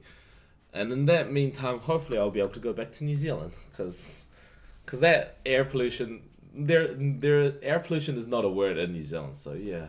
Yeah, so like I like sci-fi and stuff, and as Patrick says, Korea should buy a mega air filter, and whoever comes up with the solution to this fine dust problem, whether it's like artificial rain or whatever, a mega air filter or whatever, like how to push the air back to China. Yeah, I've heard that a lot. Yeah. Whoever, it's so unfair because even if hypothetically someone comes up with that kind of invention, like we can artificially turn the winds back to China and their air gets worse, then they're gonna retaliate towards us. Yeah. Like, you know how it's gonna go, right? It's gonna be war. But when it's us absorbing all the air, they're gonna be like, oh, whatever. It's just, yeah. And they're migrating all the factories to the east, and that is a fact. So, like, I mean, whoever invents some kind of method to like alleviate this, mitigate this kind of fine dust, he's gonna get like a Nobel Prize or a Peace Prize or an Environment Prize if there is something like that. So if you're a startup, if you're I don't know, like an innovator, please think of any kind of way to lessen the problem, the fine dust in Korea, and you'll be set for life. Yeah. Anyways, John has lost his halo. I say one bad word, I slip up. But I agree. Fine dust is bad. Yeah. It's getting worse. It's getting worse and worse every year, and nobody's doing anything about it. But there is a running joke how, like, in Korea, if you... it was like last year or something. There was a running joke. If you get an emergency alert on your phone, it's either the fine dust being really bad, or it's either North Koreans sending balloons. And there's been a lot of debate about the use of these emergency alerts on your phone. A lot of people freak out when they get an emergency alert and they realize, oh, it's just somebody who's missing, or oh, it's the fine dust being like extremely bad, and them just being like, oh, it's too cold outside, guys, be careful. But yeah, I'm sure you and I have been getting these messages a lot for the last few days. So yeah, hopefully things get better though, because my throat is not gonna last. Yeah, my lung is hurting right now too. So Yeah. Wait, Lauren, thank you for the 25,000 PYG. I don't know what that currency is. Pizza, I much like you prefer debate and logic exchange over polarization. Social democrat philosophy here. I agree. Yeah. Of course, debate and logic over polarization. Yeah. Let's all diva, thank you for the 2. David, why government workers back into the office? It's because, like, I mean, I guess, like, for some special positions that can do remote work, like, there's no need for them to return. But in my experience, at least, like, I don't know the whole scope of government workers, but government workers essentially are, like, workers that maintain the system for the civilians and the people, and they're providing service, right? So, like, to optimize the service for the civilians, obviously, if they're physically there, then it would optimize the procedure. And when I've been, like, personally at, like, the 동사무소 or the 구청 or, like, all these government places, well, then with if the person wasn't there, like, it was very inconvenient for me. And there are already, even if it's not like sectors that are like intact with the civilians itself, if the government sector, like whatever, it could be social welfare, it could be like the military, it could be whatever.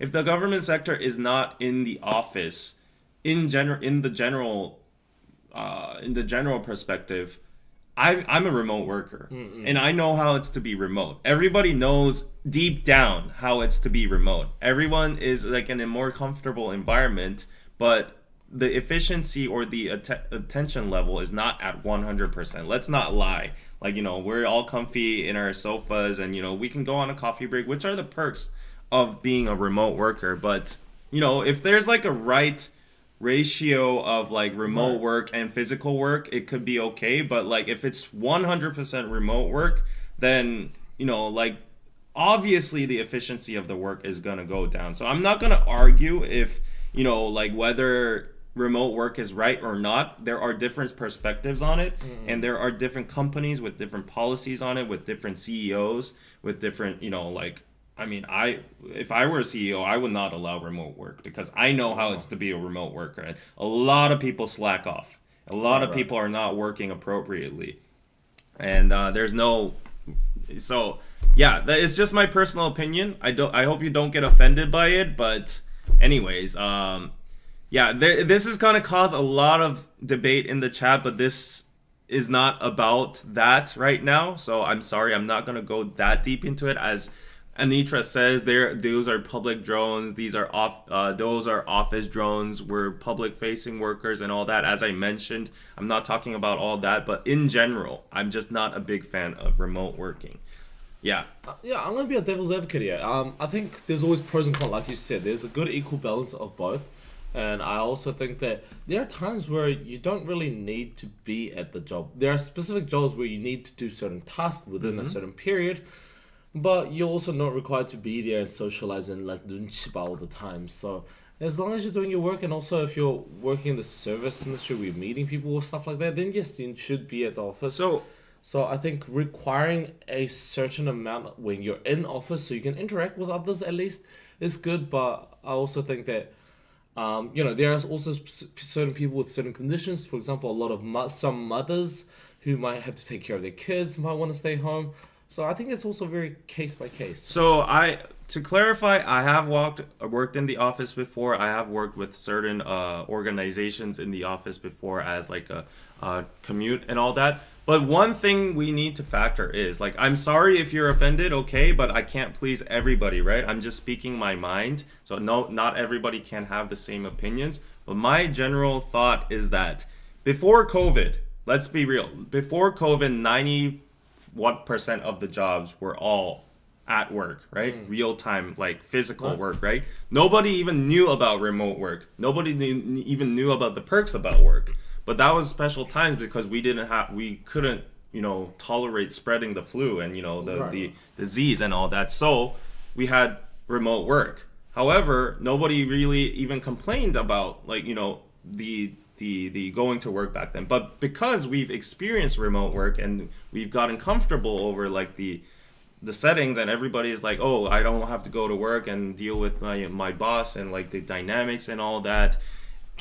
That's why people now are saying, remote work is my style. I like it. I prefer it. But like, we got to remember, just back then, like, that was our only option. But now that the COVID phase is over, like, it's just normal to return back to the physical office and all that. Right, and I think there is a debate of, is it because of COVID that people now know about this thing, about remote working, or is it thanks to COVID that at least people now have developed technologies that made it more options for people to work from home? So I say, if it's up to people's decision. If you want a job that requires you to work home, then just find a different job. If you want a job that requires you, that obviously if there's a job that forces you to be in the office and that you don't want to, then you just have to find something else. But I think it's okay to have preferences, because I have friends who, like, for example, they They were from a not so wealthy Mm-hmm. family, but they found a remote job and they now live in a cheaper country. So they get money from an expensive, more well-paying country, and then they live in a cheaper, more living-wise, more affordable country, and they can live a little bit more of a luxury, a little bit more of a life that they desire. And I see the pros and cons to that. So like I can't read all of your comments because everyone is going to have a subjective opinion about how remote work is and the tie and correlation to productivity. People are going to say like before COVID, office slacked off, blah blah blah. Remote work actually boosted my efficiency, blah blah blah, and communications. Whereas everyone has a different anecdotal and like firsthand experience, right? But I guess at the end, as John said, the CEOs or the head of the work at the office is going to determine whether this is productive or not for their organization or government, whatever. And if they decide, like if they look at the research or they have like a certain philosophy that they want to like impose upon their organization, then as John said, like I guess you don't really have a choice because the norm used to be physical work, before remote work, and remote work was like a special occasion just for COVID. And now, like, if the CEOs or like the president or whoever is like saying, like, I don't believe in remote work. I don't think in if it's efficiency, like the efficiency, the correlation between the productivity and everything. There are clashing, reports on that, theses on that, studies on that. So it's like at the end, the employees can't really get whatever they want. Like at the end, you got to follow the protocol. And I'm just voicing my opinion as like an individual here. I'm not a president, right? Like my voice doesn't even matter. But in my experience as a remote worker myself too, I have to admit that it's way easier to have the tendency to slack off and the efficiency actually goes down. And that's just my belief. So, I mean, I guess, we can argue on forever about this, but there's not going to be, like a productive thing coming out from this, right? So yeah. So I don't really want to linger on to this subject too much because like it's actually taking a lot of time. But Chris, thank you for the 10. How do you think it got to the point employees think they should be the ones making the rules for the employees? Stanford study shows 10% less effective at home workers. How do you think it got to the point employees think they should be the ones making the rules for the employees? Yeah, so how do you think it's got to a point where employees feel like it's their privilege? Yeah, that's exactly what I was saying too. Saying, right, yeah, right. I was saying too. What you're saying. Yeah, so I mean, it was like a new form of thing we implemented in COVID, and if the companies deemed it to be productive to them and beneficial to them, they would have kept it. Right. But if it was not, I mean, it could be an individual right now, President Trump right now, just, like dictating over it right now. So that might be unfair if it's not based on logic and science and statistics and whatever. But, it is what it is. So I know that there is a poll function on YouTube, right? Do you know how to do it? I would love to do some like polls to see where people stand on this, but I do agree that there's been comments that says like that they also slack off at work. Like I did internships and I worked at corporate companies for a while, and I definitely slacked off at work. But also there is a debate of some people. I have friends who work better at home because of the fact that they don't have to dunchiba as much. They don't have to feel like they have someone lingering over their shoulder. They can just do it at their pace. And they also don't feel too pressured to work overtime because they're still at home anyways. So they feel like they can just keep going without this kind of feeling like, oh, I'm working overtime at home. So, there's a debate. And of course, I'm not like I'm not like a brain dead person. Right, so I'm not trying to nullify the good parts of remote work too. Of course, as John said, for introverts or some people that are not well under social pressure, or some people that have like spurts of like focus and all that. And I myself, I love remote work because I can travel around the world. I can Right. work everywhere. That boosts my productivity and all that. Of course, that's all great, but at the end, it all comes down to the person at the head who decides Right. that. And the fact is, we just can't go against that. Yeah. And then on top of that, I personally think that remote work is not good. So we'll have to agree and disagree there. I acknowledge all the benefits and advantages for it. I'm not totally against it as a person who is a remote worker too. So I'd be contradicting myself. But at the same time, like, I can have my own thoughts about like government officials being like physical workers are better, right? Right. So yeah, I hope we can agree to disagree there and go on. And so let's not linger too much on this subject because we have 30 more minutes. And Patrick said I get mad P when I work remote though. Are you not allowed to say that word? Did I mess up? I mean, like, it's a sensitive society. It's very PC nowadays. Oh, So really? like that Sorry, word yeah, you're ties to a certain gender, That's true. like certain sex. So It was an interesting. Yeah. My apologies if anybody was offended, obviously. But yeah, not trying to be offensive, but but also I'm also on the side where I can't focus at home, which is why when I work at home I just procrastinate until the last minute. Which is why I work better at home. So when I worked at Arirang, I had the option to write my script at home, but I refused and I just stayed at the office to do my script because I feel a little bit better having somebody over my shoulder to kind of being like, hey, you should work, kind of giving me that pressure to keep me like motivated. yeah. So, and it's also, I like networking. I like meeting people. Also, I like us getting close to people at my work, and also I like being able to like sometimes get close to them, have food or drinks with them. So yeah, but also I see the point where some people like don't like it, and I have Of like course, other writers of course. who never come to the office. Of and course. I respect that. It's up to them. But Yeah, I mean, I don't respect that personally, as I said, again, because Danny and I went through a lot of things because of remote work back then. Wow, okay. A lot of things. Wow. And I mean, it's Right. very short experience. And the specimen is only like the pool is only like 4 people. Like, we work Right, with like right. editors and freelance people.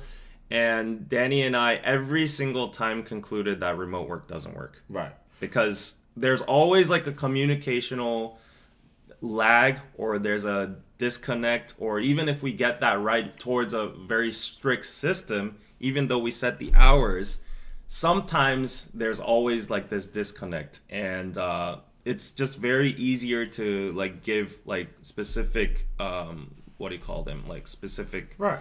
requests to the employee right next to you. Like, you can go to the computer screen, show how to do this, blah blah blah, rather than typing it on the screen, like left right side of that, like doing a Zoom call and, oh, can you see the screen right now? I'm like sharing right now, and all that, sending the files back and forth via Google Drive and cloud, and downloading it. Oh, it's in zip right now. You have to open it via this program and all that.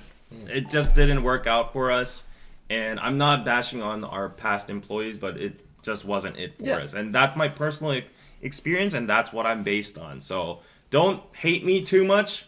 It's just my personal experience, okay? And I agree. I think some things are just easier in person when you're explaining, as well as also it's delivery. You know, when you message somebody, it's not, sometimes your delivery doesn't come out the way that you want to. So I think if you talk to somebody, you can be a bit more, you know, you can understand where and how they're coming from. But messages, those can be kind of misinterpreted depending on how that person feels. Yeah. And Hilda has been saying, see my questions, but what question? Yeah, I've been trying to find that question. Yeah, as I've been well. trying to find it too, but where are your questions? Please ask that again. Yeah, I think we missed it. Sorry, but yeah. Yeah, she's been typing it like multiple times, but we're not seeing your question. I'm sorry. And yeah, we're having a little bit of issues. One of our chats is not working, so we've kind of flipped into the. Oh right, let me this try to one. refresh it over here. So, yeah, if we do miss you guys' messages, please feel free to ask us again. Yeah, But yeah. okay. Lauren, thank you for the 25,000 PYG. I need to actually find what that is. I'm just curious. PYG. Guess where it is. Guess where? PYG? You've searched that up before, though. Huh? You've searched that up before, it says. Oh, really? Yeah, Did yeah. I? PYG. P. A country starts with P. Philippines? No, it's pesos there. P. I think it would be Paraguay? Portugal? Paraguay. Oh, Paraguay. Paraguay? Or Panama. I don't know. What is it? Paraguay. Paraguay. Oh, you're right. Okay. Oh. PYG. I'm thinking for equity's sake, remote jobs should get less salary. Oof. Ooh, now Ooh. that's a interesting debate. Oh yeah, equity and okay. Yeah, let's not get too deep into that, okay? Because we can talk about like the whole 4-day work week, remote working, something that's been talked about a lot during COVID as well. So yeah, the thing is, a lot of adults don't have accountability. Yeah. So yeah.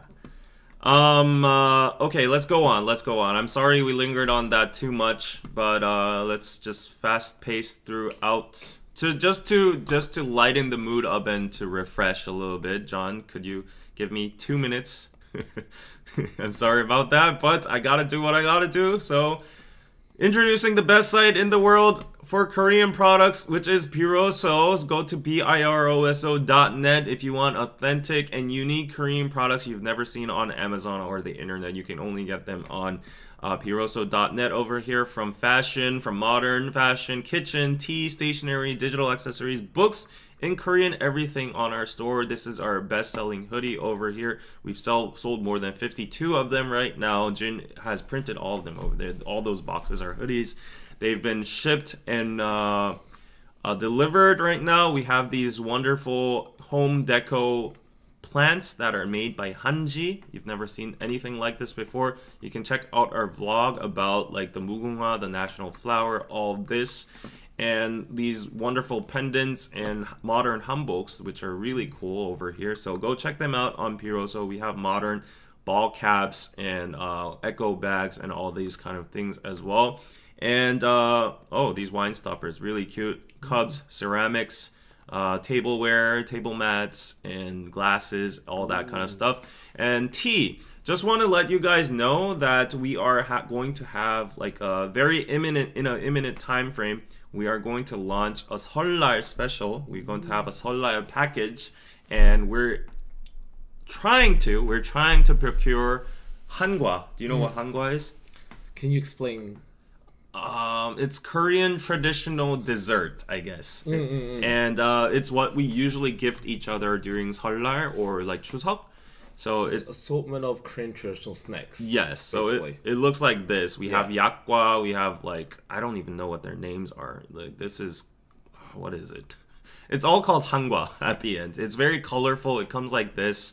It comes like packages like this. So a little bit of a smaller size hangwa gift package. We're aiming towards securing one of those brands and boxing it up with other product on our site. So be sure you go to Piroso over here, and if you go to the way bottom, or if you look at the pop-up in the beginning, you can sign up to our newsletter over here, where we will notify you as soon as we get those hangwas in our site, so that you can gift it to somebody around you, saying that it's Korean lunar holiday. Probably in the Eastern culture, it's going to be similar, like, Lunar New Year and all that. So, yeah, check out our website. Subscribe to our newsletter over there for like regular coupons sent your way. And of course, I need to give a shout out to another sponsor of this video, which is where is it? where is the button? The button disappeared. Oh, there it is. So, which is Sue House over here. Sue House app. It gives you free events, tours, parties, classes, and more in Korea. If you are interested in grouping up with, individuals, Koreans and foreigners all mingling together in Korea. Sue House is the best app to get your information on what kind of hot events that are happening right now in Korea. If you want more detailed information, you can go to the Sue House official Instagram over here, follow it, and you can see the link over here as well. But a lot of stuff is going on. There are influencers, micro influencers doing reviews about their package. This is the Sue House merch alongside with their notebooks over here, which are Korean styled, and the Korean books over here. You can buy all of these at the Sue House homepage. They're really, really cute and easy to learn Korean. You can also buy them on Piroso as well. They're going on like hiking trails together, learning like how to meditate, drinking makgeolli, going to snowball parties, and like ice fishing. Have you gone ice fishing before? I've not. I've not. It's very popular. Looks very fun, right? Popular, yeah. Winter kimchi parties. Look at the mix of people over here. Very diverse and very attractive people all together, right? Group class, foreigner, Korean pairing. So all this kind of stuff. So they have events all over the year. So please go check out Sue House. And even if you're not in Korea physically, you can access people and phone call them or text them over the app. So you don't really have to be in Korea to participate in these fun events or like learning experiences. So this is where you can get. Why are you laughing? So John should go to the Sue House and get a girlfriend. Yes, you should join your event. So yeah, check out Sue House at App Store and Google Play. It's the best place to meet new friends in Korea or people interested in Korea. Yes. And John will go to Sue House event and get himself. If you a go girlfriend. with me, I will. I think we should go together one time because it'll be fun. Okay. Yeah, let's see.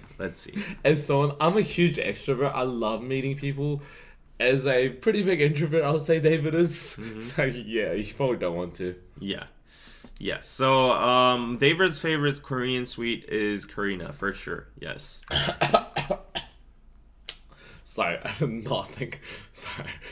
How do I send John money? Anybody know? John, your PayPal or I don't have one. I think the best way, honestly, is basically to send David the money and hopefully David invites me more. David invites me on this. Right. This is for John. No, And then I will transfer it to him. It's okay. Send it to David and hopefully, because I know that a lot of the bigger influencers, they kind of on their Instagram they have their donation functions. I'm not big enough to have a donation function, so I would say the best option is to send words of compliments or send donations to David, and then hopefully David will invite me on more often. And I'll be back. yes, that would be Yes. great. I'm sorry to interrupt, but I just got an instruction from the Sue House team, and I omitted something. So right now, most importantly, they are having a Lunar New Year sale for 1 month on their special book bundles and kits, discounted up to 40%. I think they're referring to this. So go check out their website where you can buy their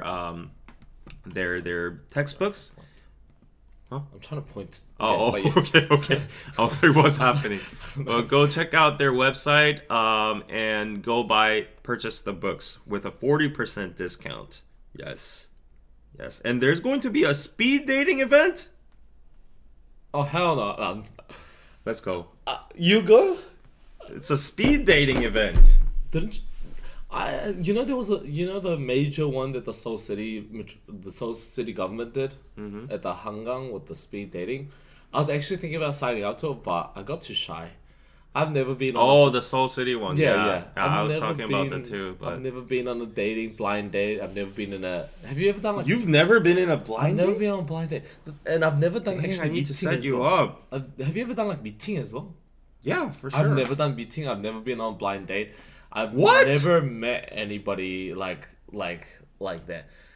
There's been very few times when I've been on dating apps, and those are like when I'm on like overseas or like when I'm drunk and then the next morning I wake up and like delete it. But like, Bro, you're missing out.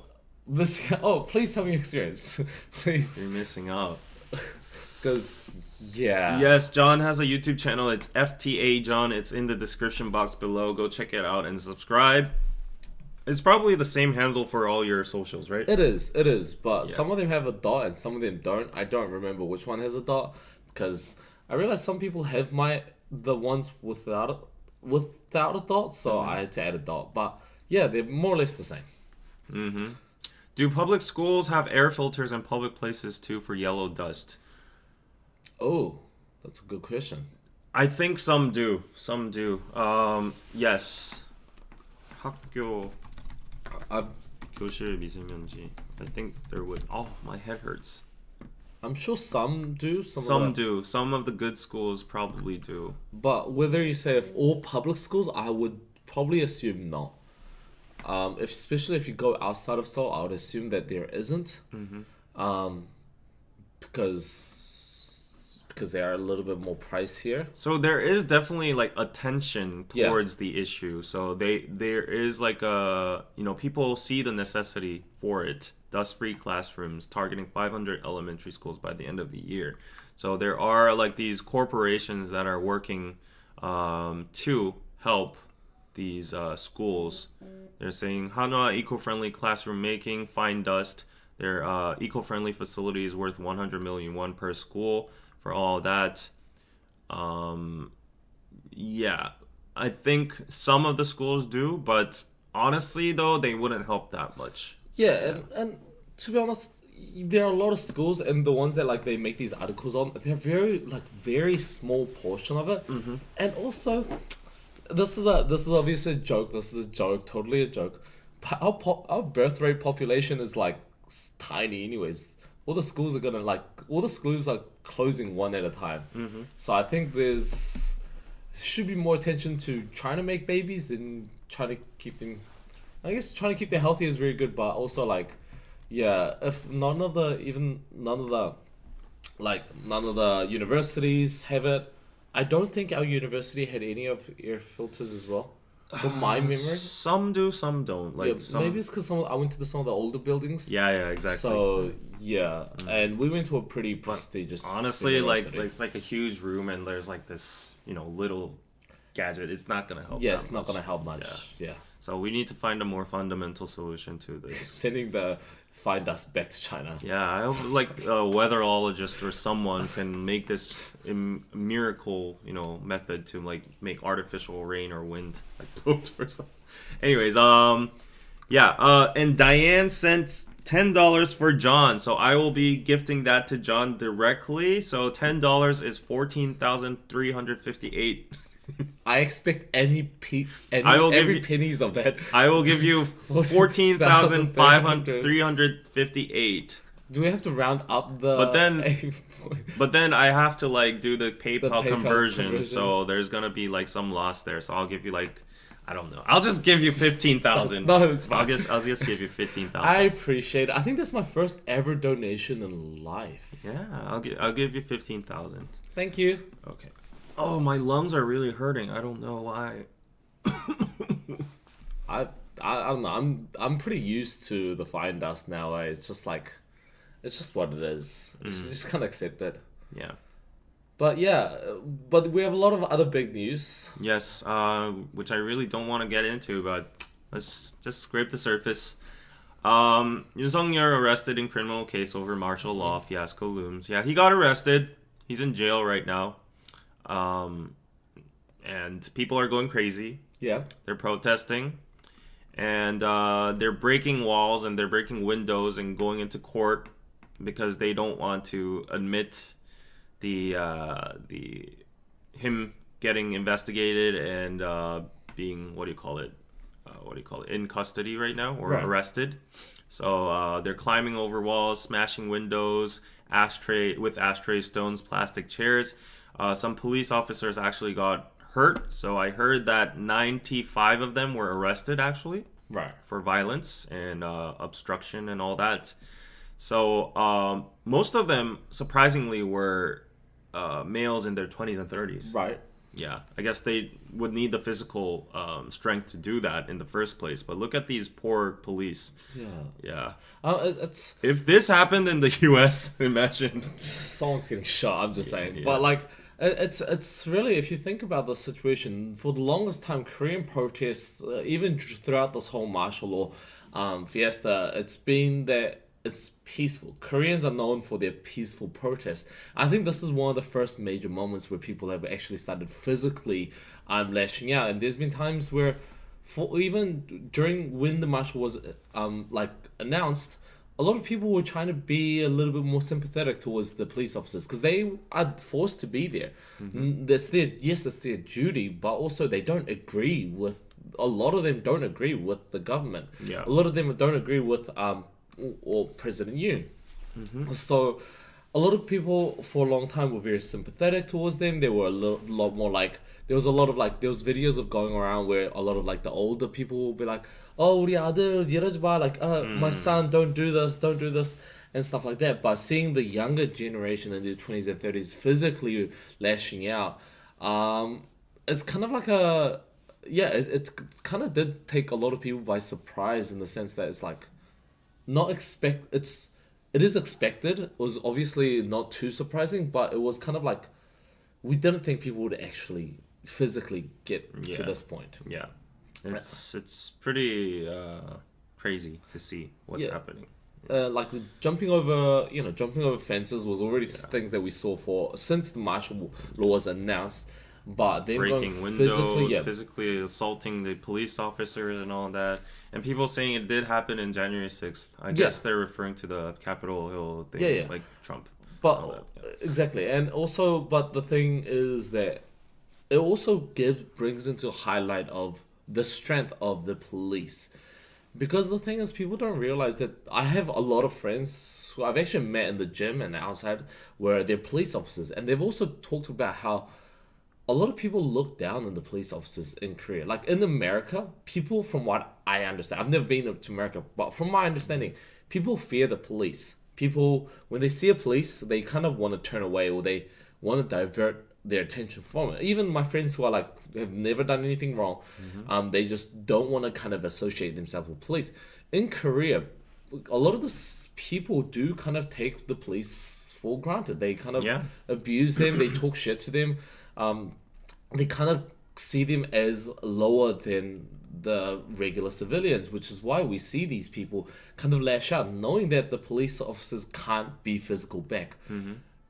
If they could, my gosh, I know a lot of these like strong, very strong built police officers who can do a lot of big damage. Of like, course. but they're in a situation where if they were to even remotely hit a civilian, then like that video will go viral and Yeah. it'll be a whole They'll mess. be So, demonized. so they're at a position where the police officers, they're forced to be the punching bag of a situation where they don't even want to be there.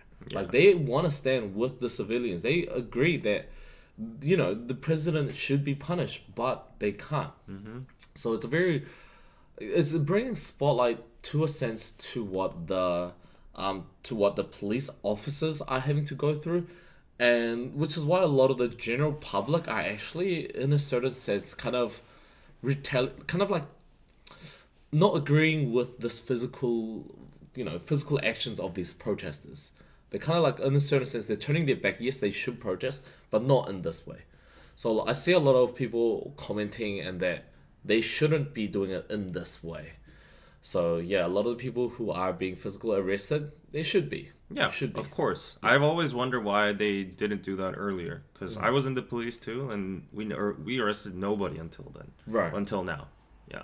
Yeah, for the longest time, and I guess it is surprising that now they're arresting the civilians, which I think for the longest time they should have. If you hurt anybody, whether it's police officers or anybody, you should be arrested.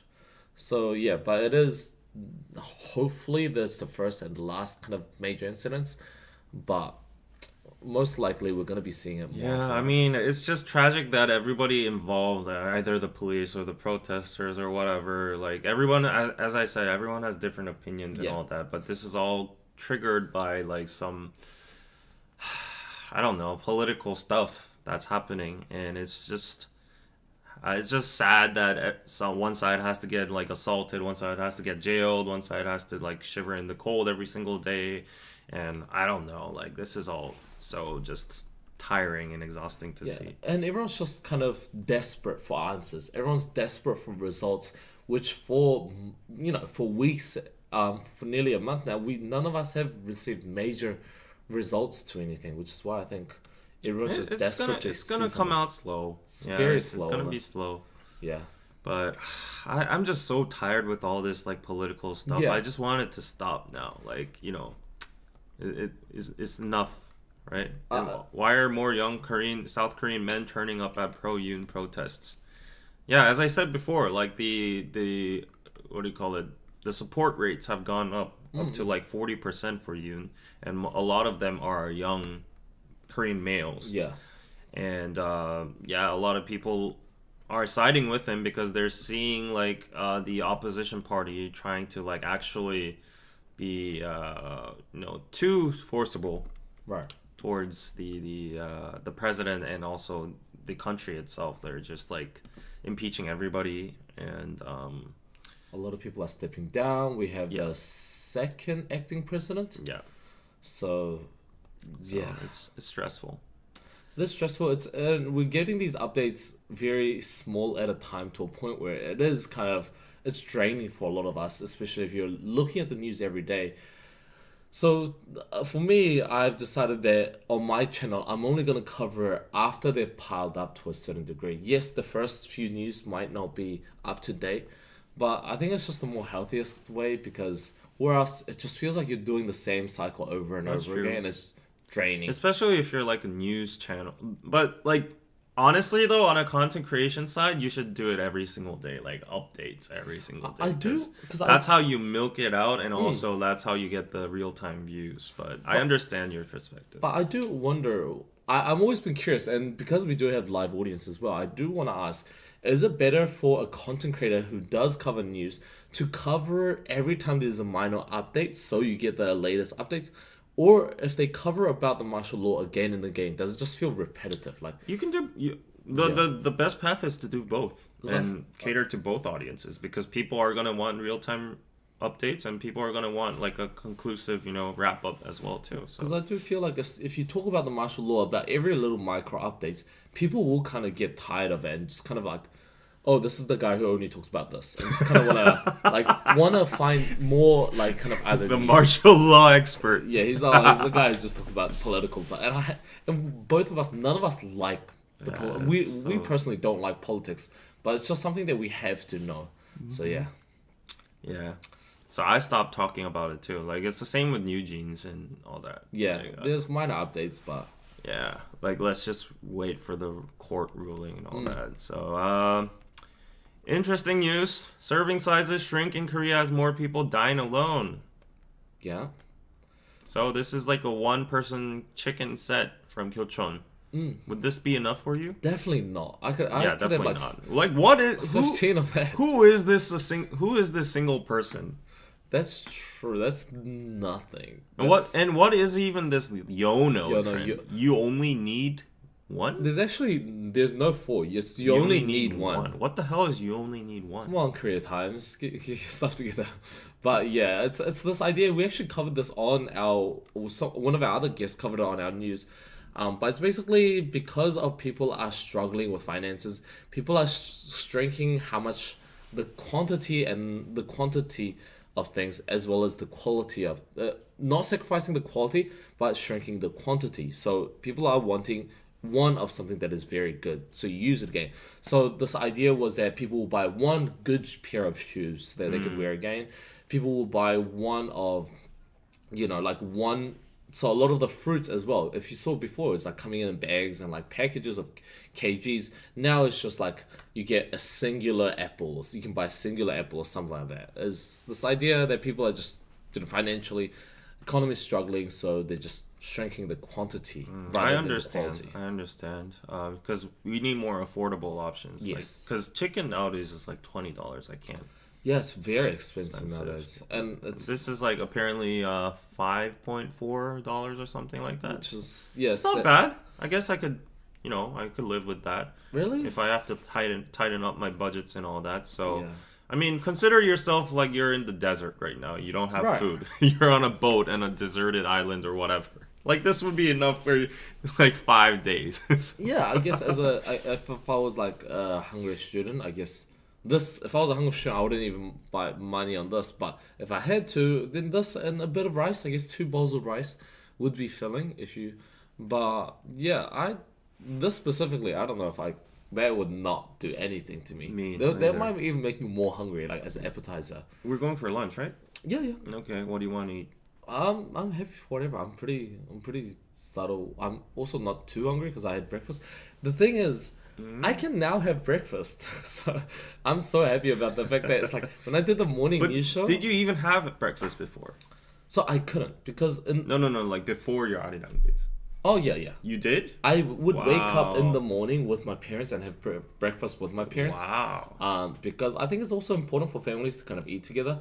A little hint to my brother who doesn't, but I like it, and the fact that I can do it now with my family is great. But before, if you're waking up at 5 and the show finishes at 9 and you have a meeting until 10, and you have to write your script, you have to finish your script. I get off work at like maybe 1 or 1 ish when I clock in at 5. So after 1 is when I have my first meal. So usually That when I must be came here, starving, yeah. I couldn't have a meal. But now that I can, so I'm not too hungry, so I'm more than happy to get anything. Yeah. Get something warm. You look cold.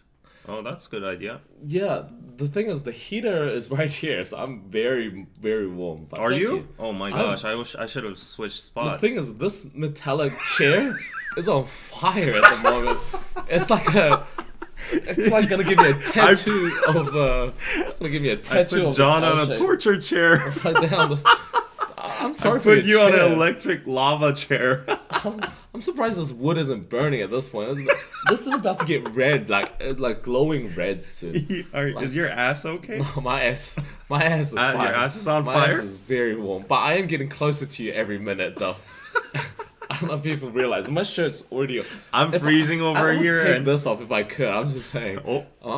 I mean, if I could, if I had a For shirt how much? underneath. I am. The thing is, I could take it off. I don't think people would want to see No, me take it off. I'm don't fat. underestimate the I am power of your very elderly fat. fans. I am very chubby man underneath. I am basically a marshmallow and a half underneath. Like I'm honestly burning at this So moment. what's your price? If I could be shirtless, Mm-hmm.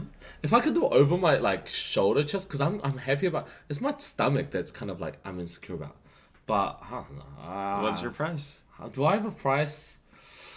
Ooh, because the thing is, I've seen people donate $100, and that's the scary thing, is that we've seen that happen. That's and, exactly what I'm that's- fishing for. that's why- it's like I can't do something too high because it's not realistic. But yeah, no, we'll let my elders. They like marshmallows.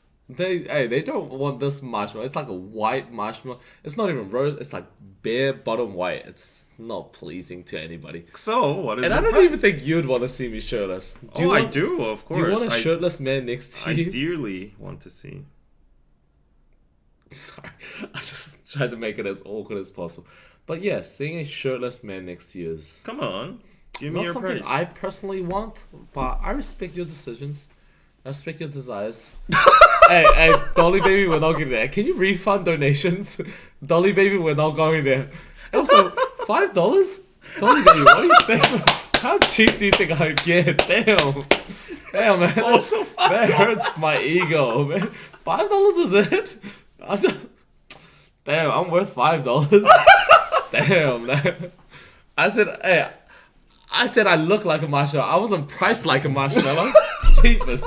Damn. So why is it still hot, man?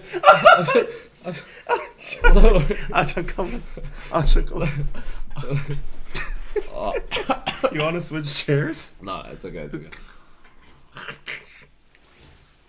I'm the maknae, so I have to take the heat. But it is really hot. You should feel this, like it is. But yes, thank you. By the way, I would still yes. appreciate you for the donations. Yes, I am gonna give him $15. Yeah. Thank you. The 1483 or something. Yeah. I like my men a little doughy. Oh. A little is probably the emphasis there. $5 wouldn't even buy a bag of marshmallows. Damn, inflation's You're not ass. even the price of marshmallows. It's like a 3-pack of marshmallows. And maybe it's the Yono marshmallows. A single serving. Yo, no. Yono marshmallows, a single serving. Everybody's bidding. Oh, Please don't give me Okay, this stuff. starting with price no dollar one. Also, we don't Anybody? have any pepperoni. We don't have any pepperoni, so we're not doing this. This is, there was an article, interesting articles about how agencies are making their idol groups more like not homosexual, but trying to I bring thought you were this saying homeless. that as well, but like trying to make What? this intimacy between like the idol members, like kind of like guys between guys and like girl idols between girls, to kind of bring this emphasis. Yeah, opening bid was five. Opening bid being $5. Okay, we have a 5. We have a 5. 6. Any sixes in the chat? 25. All diva going for 25. 25. Okay, above 25. Let's go. Oh, is it? Let's aim for 50 at least. 50. Isn't 25, 50 a bit Okay. cheap? Yes, Uncle Dan in the chat. Uncle Dan might throw 100 for that marshmallow. Wasn't there that Korean guy that gave you? The thing is, I would be like, if it was any other channel, I'd be like, oh yeah, maybe like 150, maybe I'll do it for like 15 seconds. My dignity will go down, but 150. But I've seen somebody donate $300. He has given No, you the But price. I've seen somebody donate like $300 before, so let's not go there. Let's not put a price on my body. I know a lot of. I'm gonna start only elder fans soon. You should. Only on my elder fans. You should. 51 pesos. I need to find out how much that is. Pesos is USD at least. Come on, guys. I'm borderline not receiving ones as well with how low ones is being. It's not even 250. You can't even buy singulars. You can't even buy singular marshmallow at this point.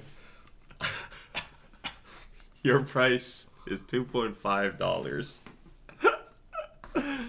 I would go shirtless if someone gave me 1,000. 1,000? Yes. I feel like that's too much though. I know. That's why I'm sending it. I feel like you should give the 1,000 for us to see that. know. It's like a punishment. Oh for us shit! at this one. I know, but like I'm setting it that high because I don't want to do it. I feel like I could see you shirtless if I see. It's like these pool. You go to the pool parties. I've seen you go to these pool parties. No. don't It's like the rational middle ground of like I don't want to do it, so let's set that high price. But if I were to actually get that price, I would be down to do it. It's Right. like between those 2 points. So what is your price? Honestly, like because of the fact that if it was like a live stream and it doesn't go up as a video, then I could see it going for like. Oh, maybe, so you'd be like it's the fact that it's gonna be on a social online forever and it's on your video. But if it wasn't uploaded as a video, honestly, it's probably not that high. Like I no, don't you gotta put that all into account. Like all onto account. I would say maybe. Oh, you have some crazy fans. That scares me. But I want to say at least 300, 400 maybe. dollars? Yeah. For real? Yeah. For real? Oh, but the thing is, people don't understand $300 is a lot. Even for me, I would say that's like me highballing it as well. You've heard his price. That's a lot You've of heard money. his price. Open your bank account. And also, right now. I would like to do this if I was to. Give me like at least few months for me to prepare myself. Like I don't wanna hurt your guys' eyes. That like seeing me shirtless. I don't even want to see myself shirtless in the mirror sometimes. Like what do you guys want? Anyways. Hey, how are you gonna pull that P? Pull that. I said one miss word. Should have not said the P word. But yes. Oh my gosh. Okay, I think we've been yapping on for 2 hours now. I'm getting pretty hungry, so shall we wrap it up over here and Oh, we don't get into the final news? Nah, let's not get into this. This crazy YouTuber called Sojang got sentenced for 2 years. Actually deserved to be. Yeah. It's been happening for a long time. It's news that's been talked about for ages. Yeah. So she's finally got a sentence, and she's no longer gonna harass Wonyoung and BTS members and all that. But I do wonder if anybody is interested. I have a running joke amongst my viewers is that I'm actually pantsless when I'm filming, my news videos. Like That's TMI. 90% of the time. Why? I'm pantsless. Because they only show the desk here anyways. Like if I'm sitting here, nobody can see and I'm home and I'm like let's go, Dolly baby. Hey, Dolly baby, Dolly baby. I see you, I see you, but I don't know if I want to see you at this point because I'm scared of what your money can do, honestly. But yeah, yeah. So it's like I'm scared the fact that there are people who do have money. That's why you should put your price as like 1,000 or 2,000 so that people won't attempt. But because you put a like approachable, I would say that's a lot of money. Like $300, I think is like maybe half like of my monthly save. I only spend like $400-500 a month. That's most of my monthly spending. Like that's a lot of money. exactly as Travis says, I don't need to know that shit, bro. Hey, you don't need to, but I know you wanted to. So. Like next time I'm seeing your reels, all I can think of is like your pants. Okay, 90%. You have a 10% chance you want to see, and you have a 10% chance it won't be, and nobody will know when it is. It's just like nobody will have time. The thing is, even when I button up my shirt and when I'm working, I don't even button up the bottom ones because people can't even see it when I'm. Don't go into my YouTube videos. Why? Why? I'm going. Please spill. It's because like no one's gonna see down here. I don't want to button up all my shirts, like the other ones that have like where I'm wearing a button up shirt. I usually don't. It's like no one can see. So you're wearing only your panties. Yes. That confident. Yes, very much so. See, no one can see. And I'm specific. Hey, let's not capture this. We don't have to. Oh, who did my hair? Did I get a haircut and film this? But yeah, like, that's not. But yeah, like, which is why I'm sitting up so close to the table. Like, well, this was actually something that a lot of people knew even before because I had I did a Q&A for my 1,000 followers. And yeah, there was like okay. I thought there was something else. What? Sorry. You drew two big ass round things. No, I did not. That's actually kind of close to what it looks like. Honestly, it's kind of close. Honestly, that's pretty close. But yes, can't watch John's videos anymore. Yeah, well, yeah. So I'm just saying my bars isn't that high. My bars isn't as high as people think. I don't know. Just being realistic. Working as a man who's jobless. Hey, basically me as well. I agree with you. Basically, I thought it was the same. But don't. You gotta paste. You better not paste it into a comment. Go on, Tom. Oh no, he's gonna chat GPT and make. But yeah, so. Go on. Oh, I'm just I can't talk because he's writing on ChatGPT to make it look as if I'm wearing only underwears. But hey, you know that's the truth. It was my TMI, and it was for my 1,000 followers, which I haven't gained like any followers since then. But yeah, maybe I'll invite David on my show once, and the rule is that David also has to be pants. Okay, I don't want to see David pantsless. Let's be honest. This content may violate our usage policies. I appreciate it, dude. I appreciate ChatGPT being my. What the fuck? What the hell? Damn. So this is basically how you look. I don't. Why is he wearing two underwears? So this is how you look when you're doing. Why is your underwears on? I'm dying. But I do have that teddy bear at the back though. But yeah. I don't know. Like, doesn't it feel weird? Like when you don't have anything down there, like when you're filming. Get that? No, I'm just saying it's just freeing. It also puts me on the. It makes me nervous. It keeps me on that. Like you have to be a bit more nervous, a bit more on the edge when you're presenting news, a bit more serious, and it makes me feel a little bit more like I have my own secret. There was a time when I was only wearing weird socks. Like my socks would have like the ramen on a ramyeon, or it would have like, it would have like it would have like Jenny from Blackpink on my socks, and I would love wearing those socks. So it was almost like my own little secret.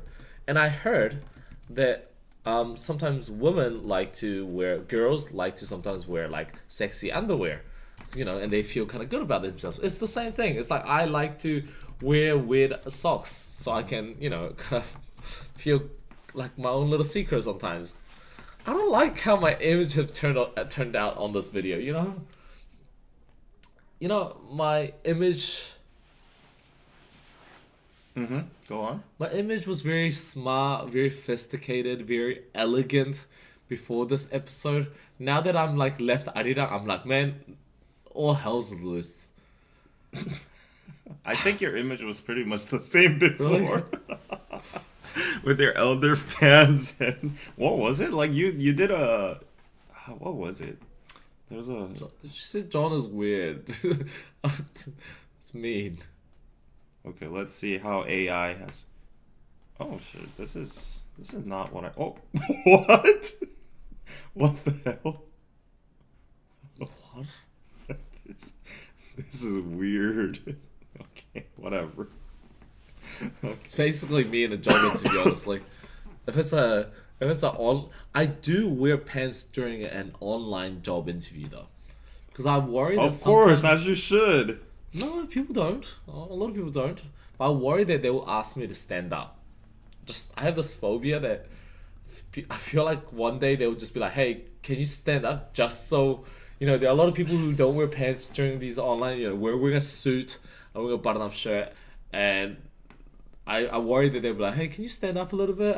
And then No, yeah. it's like you should be prepared for the like emergencies. Like your mic might fall down or your camera might fall down. You might have to like move around a little bit, and stuff like that. So, and it's about the mindset. Like, how are you gonna be serious about work if you have nothing, no pants on? I'm just saying. The job interview and like I'm a professional person who has done this, and you don't have pants on beneath. That's exactly what I do.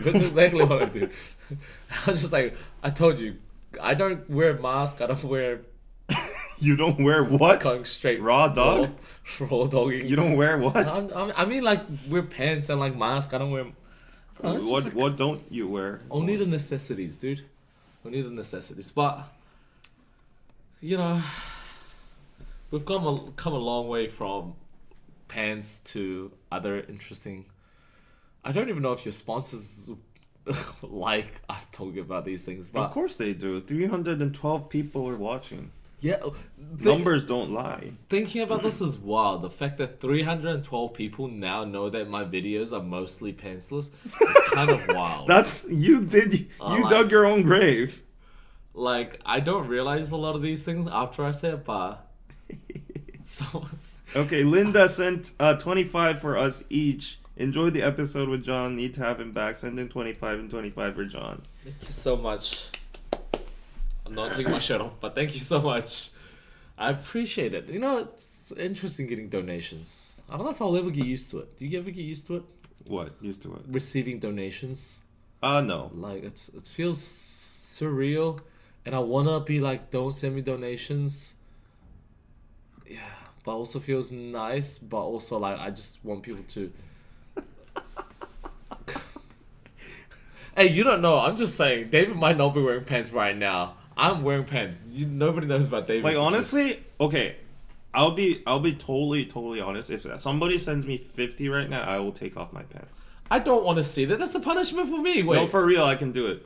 So if somebody sends you 50,000 won, then I have to see you. Because honestly, like going shirtless, you're showing your bare skin, but going pantsless, Can you it's go like pantsless and stand up though?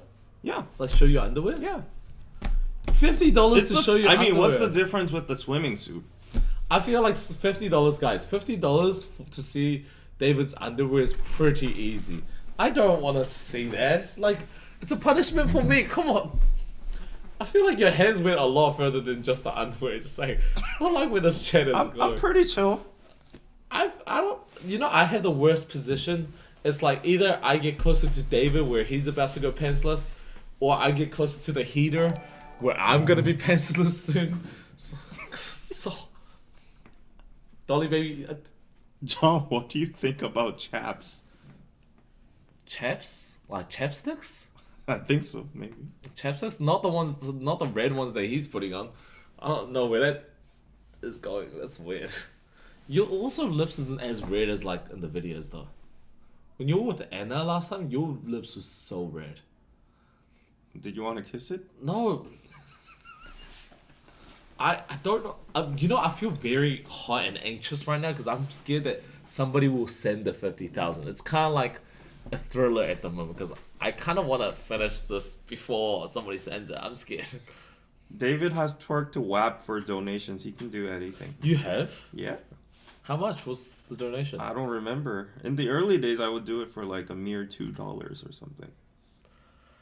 Wow. Wow. Are you okay? Are you okay? That's how I started. You gotta start from somewhere, right? Is that what we have to do to get like 800,000 followers on your KPC?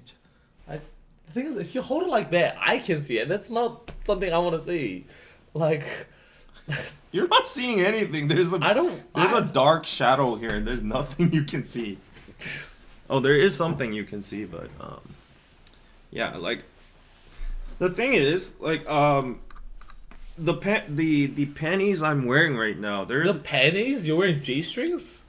no, the panties I'm wearing right now. They're the same as just, you know, boxes, regular, you know, sports shorts and. Yeah. Oh, like you're wearing boxes? Yeah.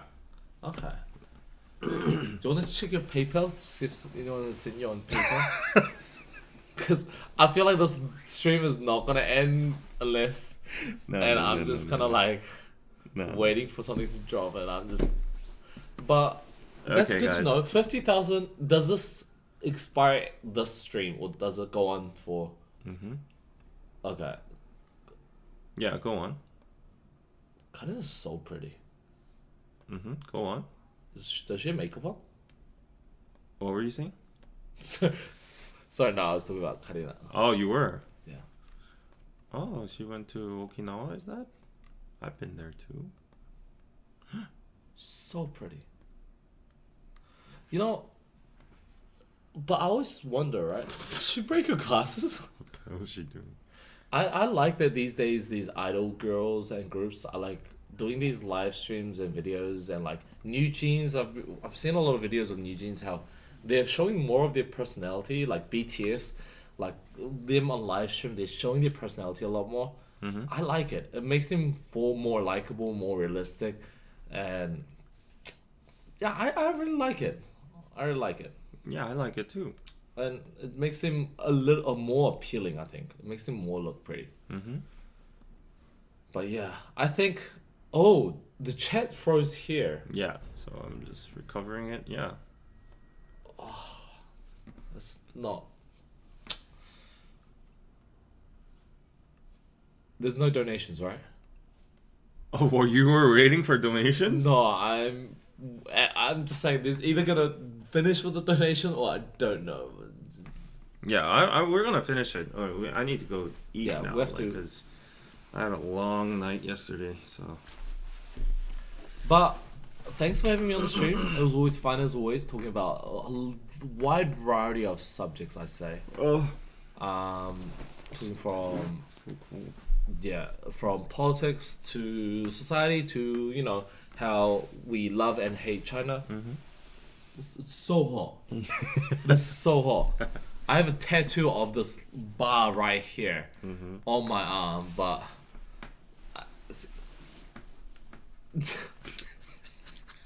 no one's waiting. No one's waiting for my $300 donations, please. But yeah, hopefully I'll be able to see you guys soon, because I'll be able to make more videos of myself. I'll be able to make more videos, and yeah, hopefully. Also, I have a question. Are you gonna invite me to your podcast anytime soon? Because I've been on your stream a few times. Yeah. I've never I've never been in on your videos. Yeah, sure. Yeah. Also, the most recent video of The regulars as well as you have been out. Was uploaded a few days ago, I believe. Mm-hmm.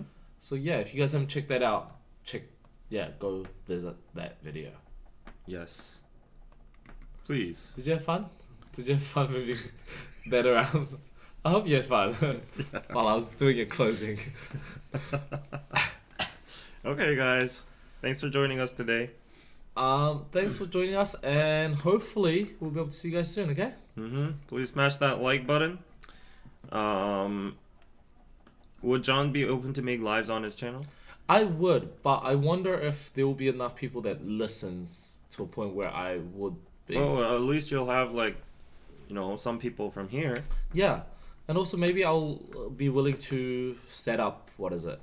I'll be willing to. I don't know how to set this all up as well. So maybe if David helps me or I just research into how to set it you up. graduated That's Yonsei. true. I can probably Google it or Just YouTube it. yeah, I can YouTube and Google it all. But yeah, hopefully one day I'll be able to get some live streams in as well. I'll probably be doing it on my Instagram because my Instagram's a lot more popular than my YouTube. But Stream it at I the can same do time. both. I can do both. Yeah. But thanks again, Mm-hmm. and I'll see you guys all very soon. Okay, let us know when John is returning. We'll do the collection then. So next time you come, there's gonna be 300 in the jar. And the 50. I don't want to see you pantsless. Can you not? Can you just increase your price? But anyways, yeah, I'll see you guys very. Oh, yeah. What should we go for lunch? Let's decide and go because it's cold outside. Okay. I'm keen for any fast food or Korean food. Actually, I'm keen for anything. Do you have anything you crave right now? Did you go to the picture place with me last time? I think so. Yes. Okay, we then did. let's skip that. And we had the pizza last time as well. I've been on your stream. Do you like samgyeopsal? So yeah, sometimes But for lunch, it's like a little heavy too, right? it's my lunch, so it's fine. It's not my first meal of the day, so I'm pretty chilling. Maybe it's a little bit too oily for me. Yeah. First meal of the day for you, right? Yeah. What should we eat for lunch, guys? I think they want us to go at this point. They're like, "Bye, get out of here now." No, they watch me like clean my studio and stuff. So You guys want to see him clean his studio? I'm like, I think I still have the radio mentality where I have to like kind of cut clean everything, finishing, say the closing, finish it, goodbye, bye. No, and then- no. You know, like I show Speed and Kaisen, not these bros just like sleep in front of the camera. Yeah, I wonder why people watch that though. Like, or like, does anything happen during that time? People don't donate during that time. They just chat amongst themselves. It's like when I'm making content, I feel like I have to bring like value to the content we talk about. Because I always wonder, like, you know, when people just kind of ramble on, I wonder if people find it interesting. Because I don't watch those content. I watch content that is useful to myself for my future, which is why I like informative contents. But yes, Yeah, go on. What food did you? What food did you I say? got what I wanna Okay. eat. So yeah, I always wonder. Usually, I like close the camera and then you kind of do your visual things. But yeah, so what is it that you want to eat? Burger? Yes, it's a burger. I got the idea from Burger shout King? out to E.G. Dagus. Yeah. It's a burger, but Edward Lee, the culinary class wars, Edward Oh. Lee, he launched a collaboration with Mom's Touch. Oh, So apparently I think it came out today. I had Mom's Touch. I love Mom's Touch. I could have that thing every day. I think it came out today. Right? Seems like those released. The articles were released a day ago. So it is. Oh wow! It just looks very. There's 3 types. It doesn't look special at all. It looks like a side burger with a meat patty. What is that in the middle? I don't know, but that's gigantic. Side burgers always. I mean, Mom's Touch is always good. If people don't, I think Mom's Touch is. When my New Zealand friends came, Mom's Touch was their favorite Korean fast food, along with Isaac's Toast. Ah, it's next month. Ugh. God dang. But yeah, So that's out of isn't there a burger place that you really enjoyed just down the road or something? Here? Nah.